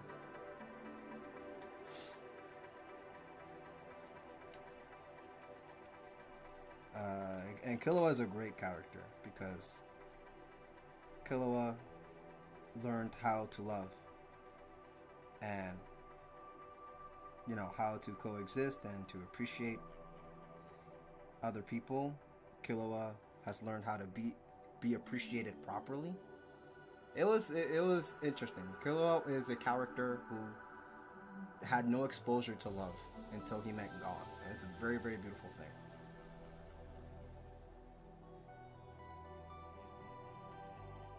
And once he understood that, he did, he put everything in his power to protect his best friend.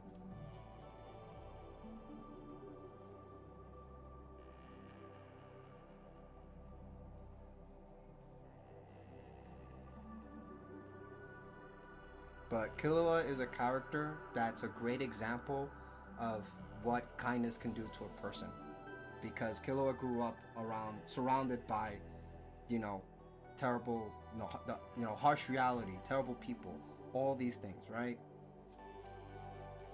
But Gon's warm heart has allowed Killua to understand how beautiful these things are. Kurapika does not get to have much screen time on the show. Yeah, Kurapika. He did in the original. I don't know which Hunter x Hunter you saw, but there's an older one. In the older one, he got a lot of screen time. In the newer one, they were just kind of like, okay, we're gonna chill out with the whole spider thing. We're not gonna really show Kurapika a lot. That being said, a lot of people say that they wish he had more screen time. A lot of people really wanted to see him destroy the spiders. Me personally, I wasn't a big fan of that character at all. I didn't like Kurapika's design. Plus, just the way he acted, I just wasn't a fan of those kind of characters in anime. But then when he got his power, and he showed his conviction of how he wanted revenge, that's what turned me off. Like, that shut it down, because I don't like his motive. I don't like the kind of person, character he is. And maybe until I see the end, I'll change my mind. Maybe we'll see how he recovers from all this when he does defeat all the spiders or whatever. But at the direction that Kurapika is going, I don't like it. So so I just wasn't, I didn't really care too much about that character. But I understand a lot of people were big fans of him. Now I know the spiders were bad people, but I like those characters better than the guy who hates them, But that's just me.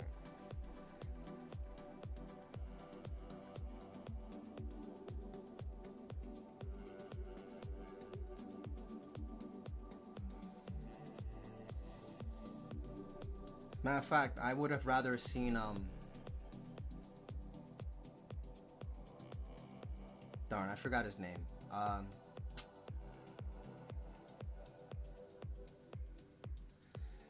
I forgot his name, but that's because he barely got screen time at all. The tallest dude in the gang. Forgot his name. I'm sorry. I wanted to see him more.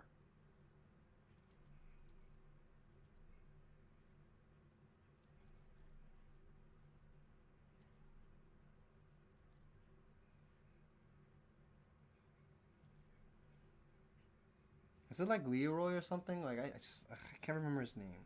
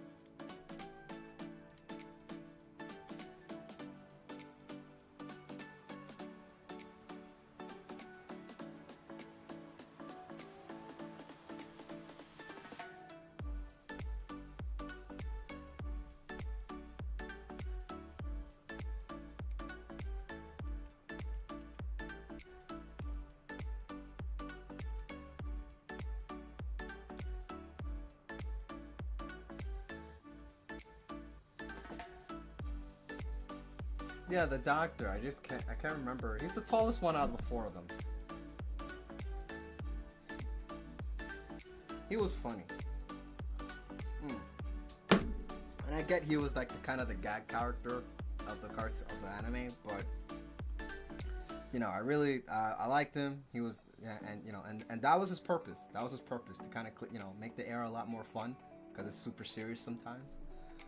And I really enjoy that, and I really wish I saw him a lot more, especially battling. I know he wasn't much of a fighter, but like maybe he would have gotten like a healing ability or something with his nen or something, right? If he actually learned it. But now, overall, I'm still satisfied with where the anime is. But if I had to complain, that would be the one person.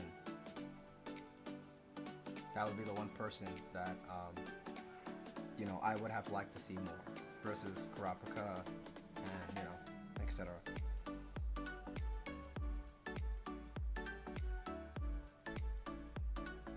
wonder if I can bring this back.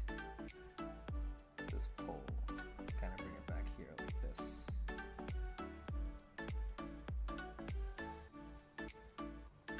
All the way up here.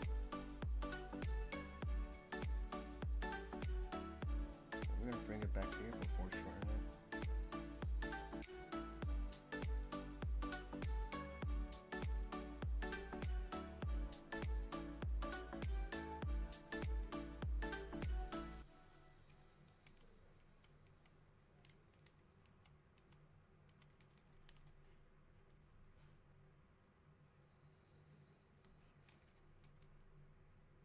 Did you finish the new one?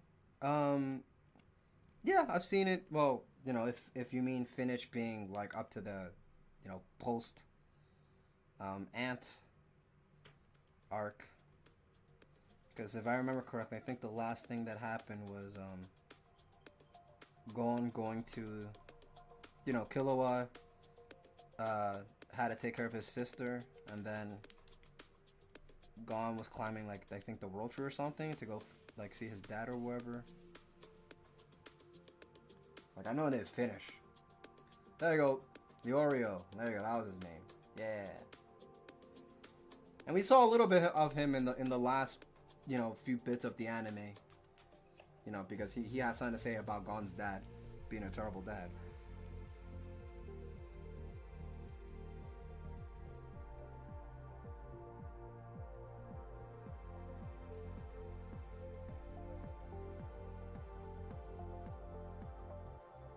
Alright. So, we've got Gambit, but I'm not liking this. So we're gonna make another flap over here. I don't want to see the end of it, is what I'm trying to say. I wanted to give some volume here and add some curves to make it look like it's flowing in the wind, but I don't want to see the end of the jacket. So I'm gonna do that. Gives it this nice arc here. Alright, and then I would just have to, I'm gonna have to make one stair. So I'm actually gonna use the line tool here.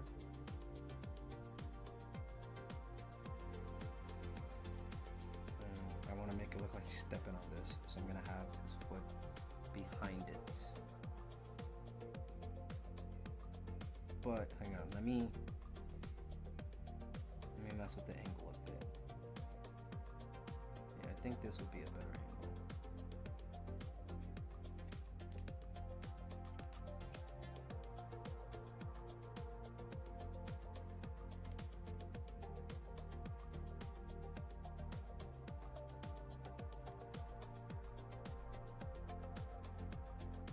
Okay, so let me try to morph this.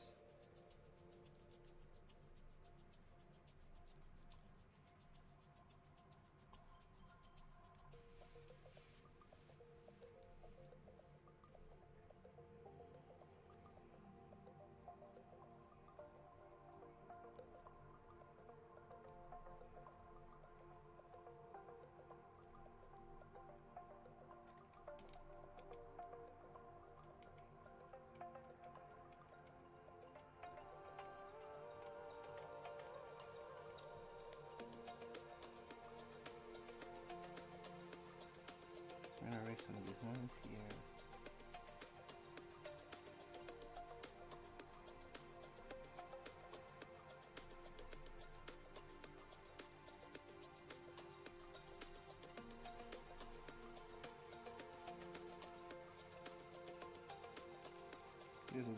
This is not a problem. It's an easy fix.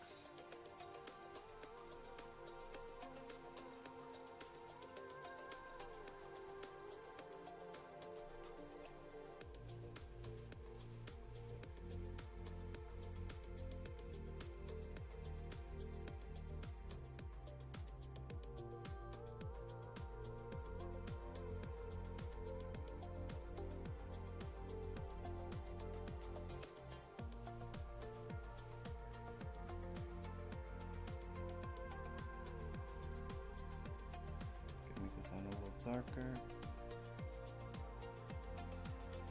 Yeah, I just want to make it look like he's stepping on this.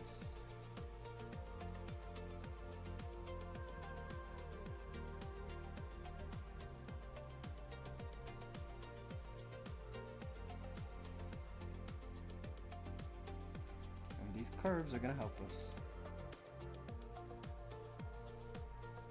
We just have to make the lines curve this way.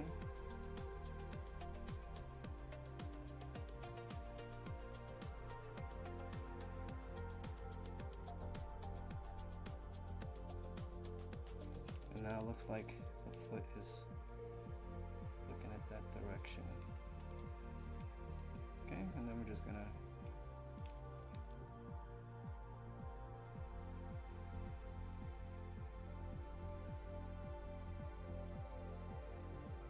the ankles.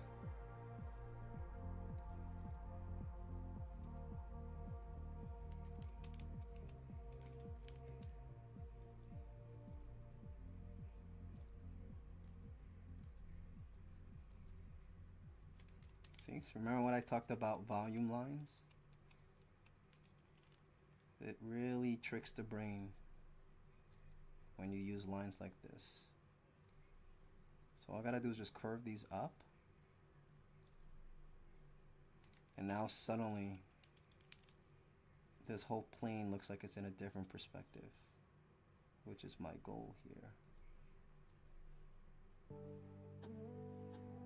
Rather than these straight lines that I did before, you just curve them up and it creates a sense of volume here.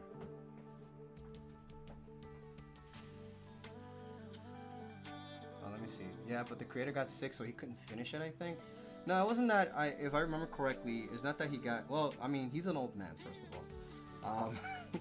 But no, it's more that he wanted to live his life, if I remember correctly, which is very fair because I've looked into creating Japanese manga because I wanted to make it, and yeah, dude, it's a lot of. It's very time consuming, and. It comes at the cost of your health, your friends, your family. It's really like you really have to be dedicated to make manga, and that's why, like right now, a lot of us are inspired by like Dragon Ball Z, One Piece, right? These long form and Naruto, they're all long form manga, and that's something that the industry is dealing with right now. That's that they don't like. They're discouraging people from making long form stories. Because manga is different now than it was before. Because before, we didn't have so many ideas, and we were making money off of a few ideas. So the studios wanted those mangas to go longer, to run longer. So they forced I don't want to say forced, but they encouraged the artists to continue their series, right? That being said, Hunter x Hunter was looking like it was going to be something long form, but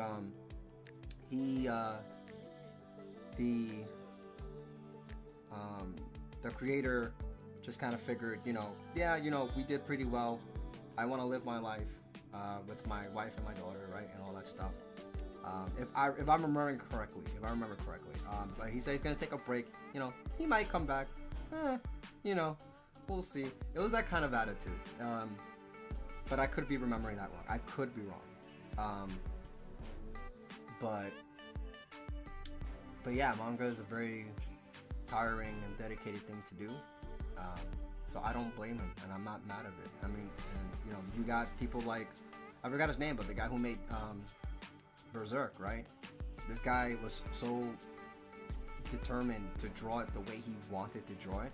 He didn't take any shortcuts. He didn't make the style simpler. It took forever for him to draw like the, you know, a whole manga sheet, right? But, you know, it came out always looking in this particular way, which is what the fans loved about it. But that ate away at his time, at his health, at his life, and he eventually passed away.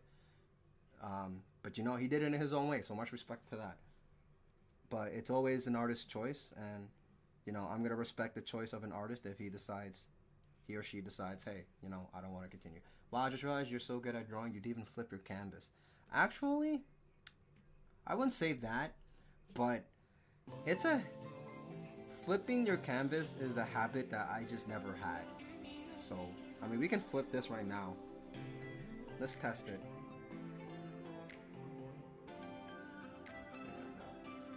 Well, let's test it right now. I could be bad, right? Maybe I'm terrible.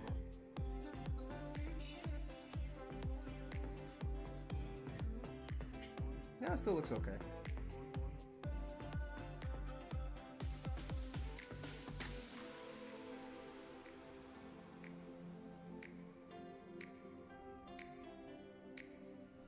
But no, yeah, I should, and that's, but another thing that I don't like about that advice is it's very water-cut advice. Like almost every artist on YouTube will tell you, yeah, flip your canvas. That's tip number 5, right? Because it's like, you know, it's like a basic thing that people do. Yeah, it is a masterpiece. It's beautiful, but again, drawing like that comes at a cost. But no, yeah. But flipping is just to make sure that you got your forms right and you understand your volumes. So honestly, I should be doing that. Maybe I would have grown quicker, but it's not something that I practice.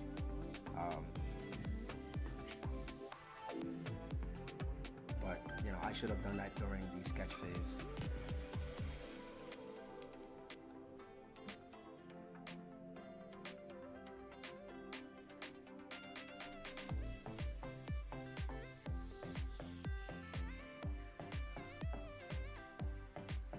But, you know, that being said, I don't want to discourage anybody from flipping their canvas.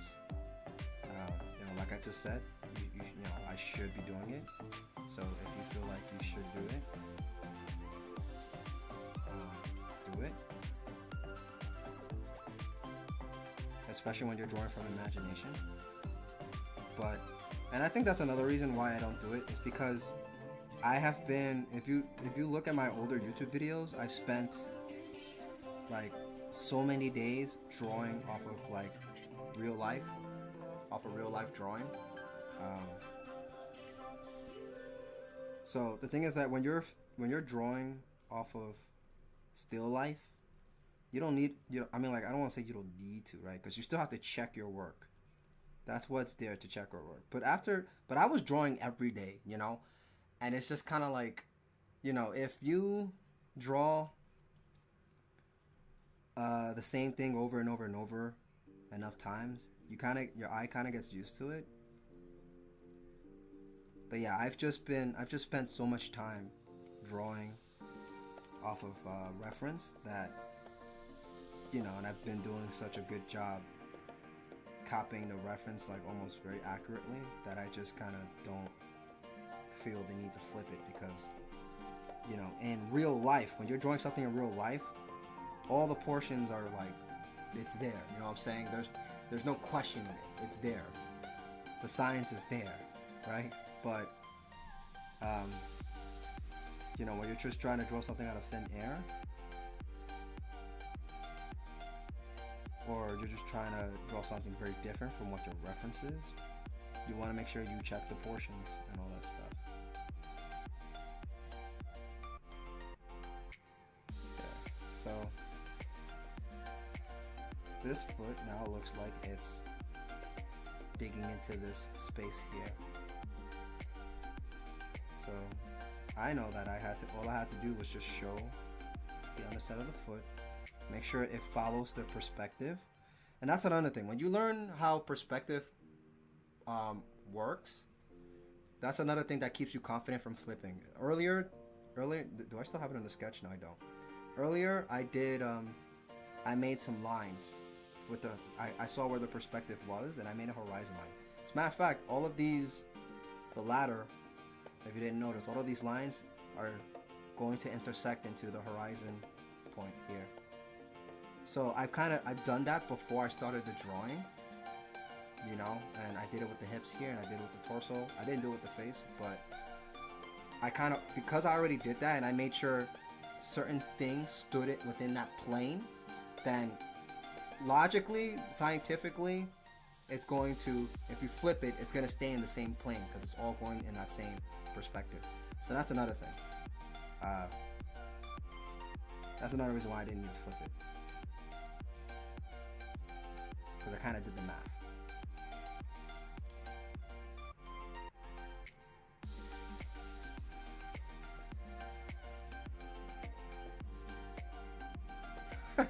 You don't gotta apologize, it's fine.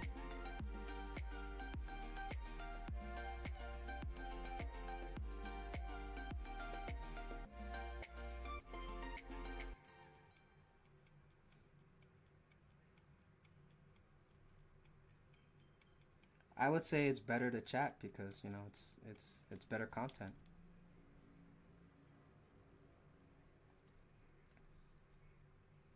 After this stream ends and the recorded video is up on my channel, anybody who watches the Gambit drawing is gonna get a lot of advice today thanks to Polar's art.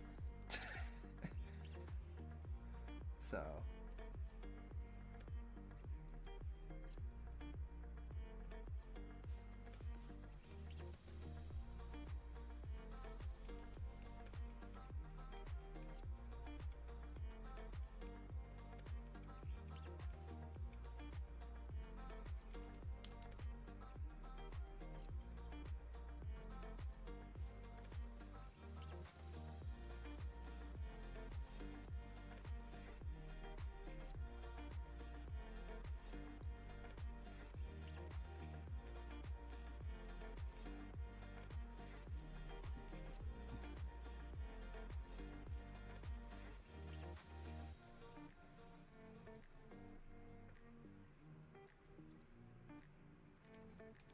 So this is like something I should be doing on the sketch folder, but since I've already hit the line art stage, I'm just gonna do it on the line art. But yeah, now this foot looks more. Now it looks like it's really going in to the ladder.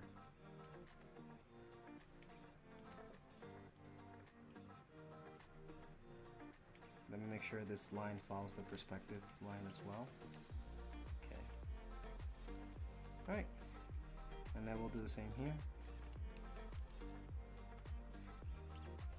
Just curve it so it follows the plane.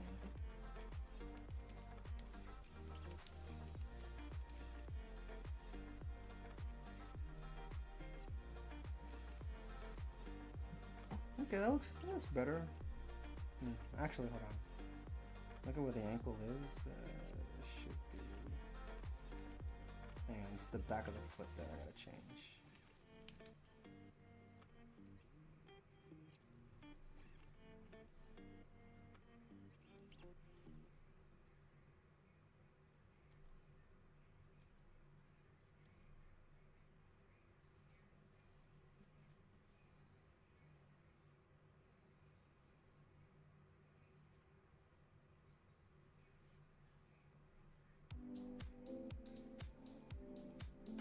The high point is here, but maybe, hold on. Yeah, maybe it's gotta be.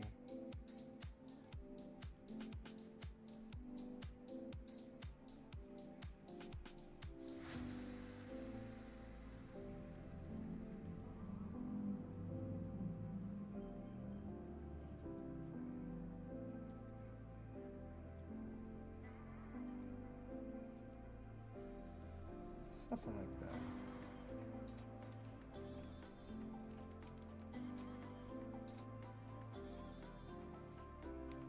There you go.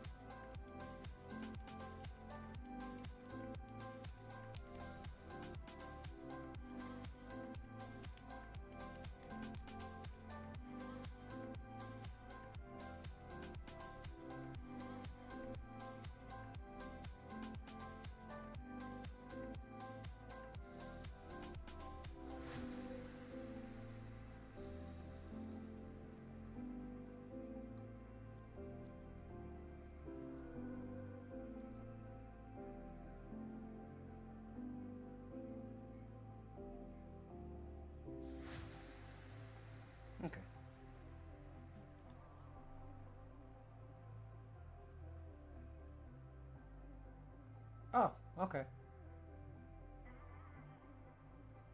Alright, Polazar, thanks for coming by today.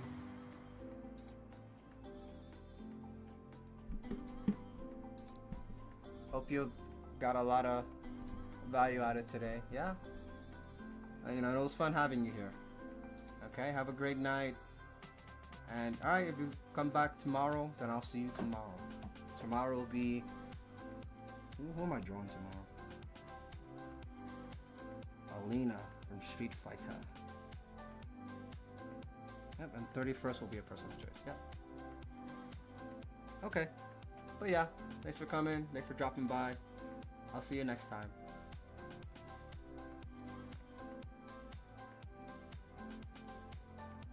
Oh.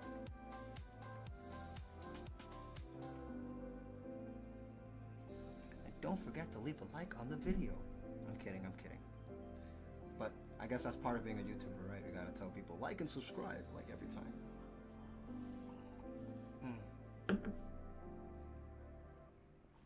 Okay.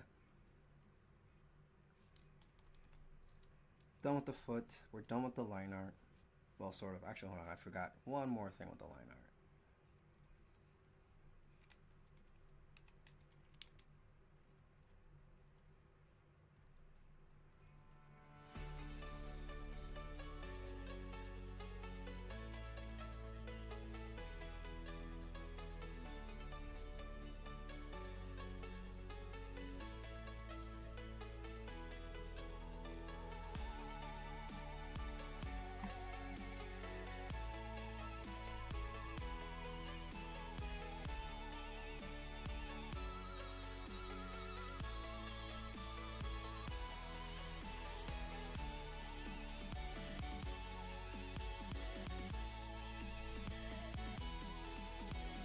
Alright, thank you.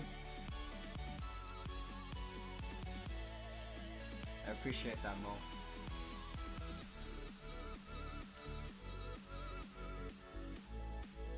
I've heard that liking the video helps out the algorithm.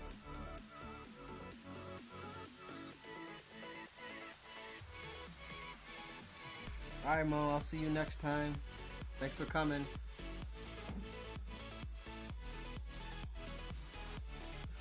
And good luck with all the things you gotta do. You gotta get them done. You'll be fine. You know what you're doing. Okay, let's do the flat box.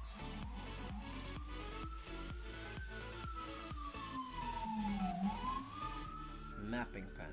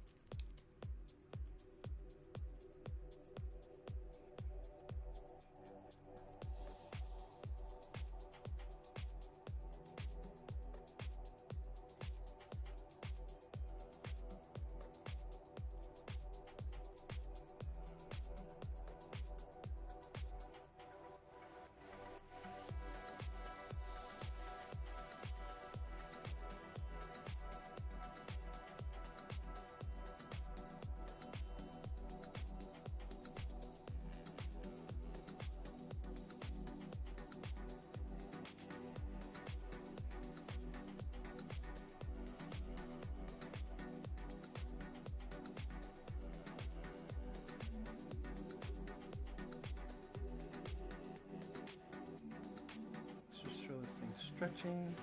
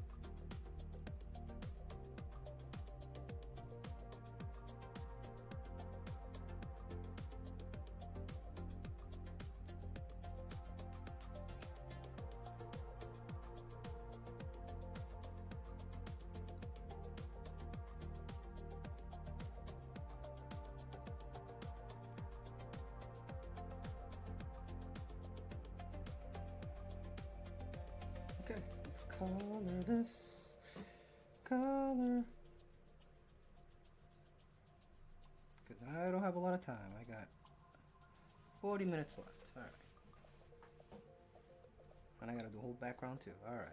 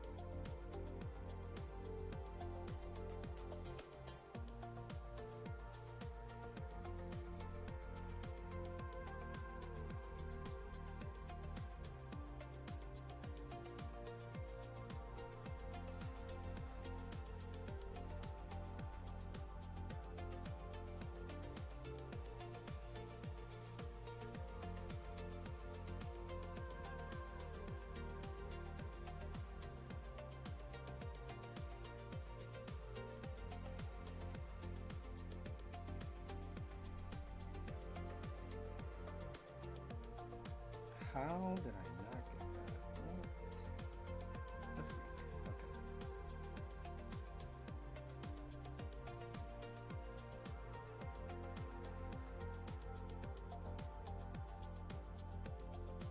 All right.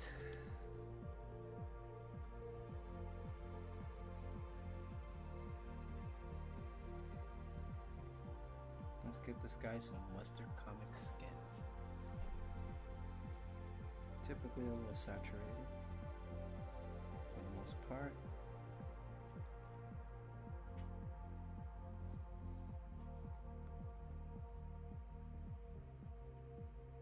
And I think that's it for skin. Yeah. Yeah, that's it. Alright. Let's cover all this black, which is actually going to be blue because we're here at nighttime.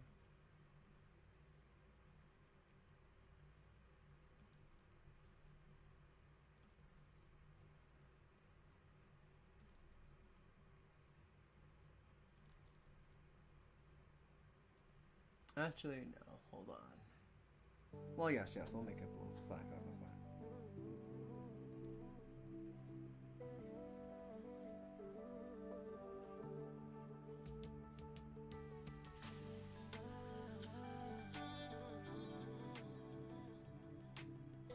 This whole part here is pink.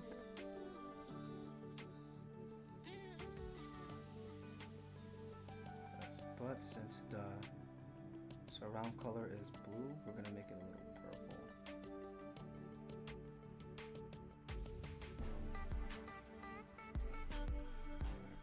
Purple set, yeah.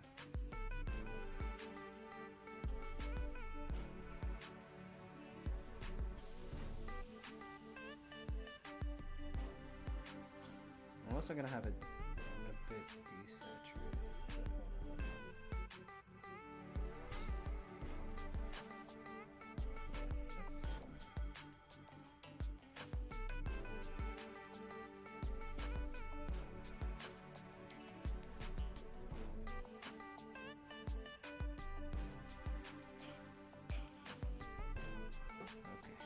His eyes are pink as well. Okay. Now we've got silver for the boots and whatnot.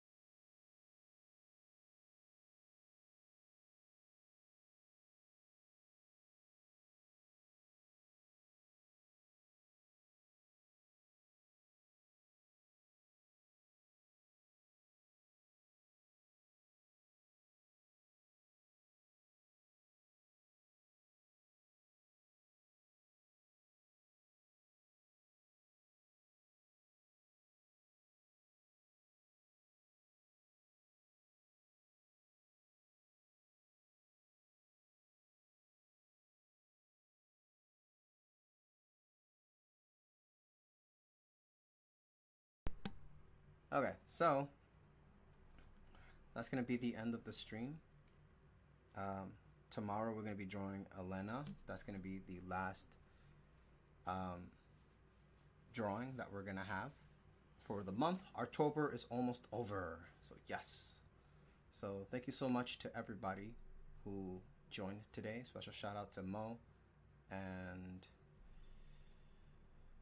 Polar's Art for chatting with me, making the stream a lot more fun. Thank you so much for the company, and thank you so much for adding value into the stream, because anybody watching the playback will, you know, probably appreciate the advice and the conversations that we had during the stream. So hope you guys enjoyed me putting together Gambit from X-Men. The, you know, the actual picture is going to be uploaded on my Twitter or X. You know, all the socials are on all the screen. Tower Tiffy out on everything if you want to support me everywhere else. Speaking of support, if you did find some value or if you enjoyed it, hit the like button. That's going to help me out. That's going to help me reach out to other people who might need this advice or who might enjoy this, you know, this type of content, you know, process through doing some artwork. You know, and they may find my artwork valuable to look at. So, you know, reshare, subscribe if you want to see more from me, especially in November. I'm planning on streaming once a week. So those are the plans so far. So if you want to definitely be notified. Other than that, I'm going to be uploading shorts of my Persona playthrough, which I'm probably... No, actually, I am going to finish Persona on YouTube. So yeah, that's going to be part of the schedule for November. But anyways, join me tomorrow for another picture. Don't forget the typical motivational quote that I always give at the end of the stream. Remember, guys, remember, your efforts will never betray you. So keep working hard, gaining those skills that you want in your life. They will be yours and only yours, and nobody can take away that experience. Okay? That being said, remember to be kind to others, and I will see everybody next time.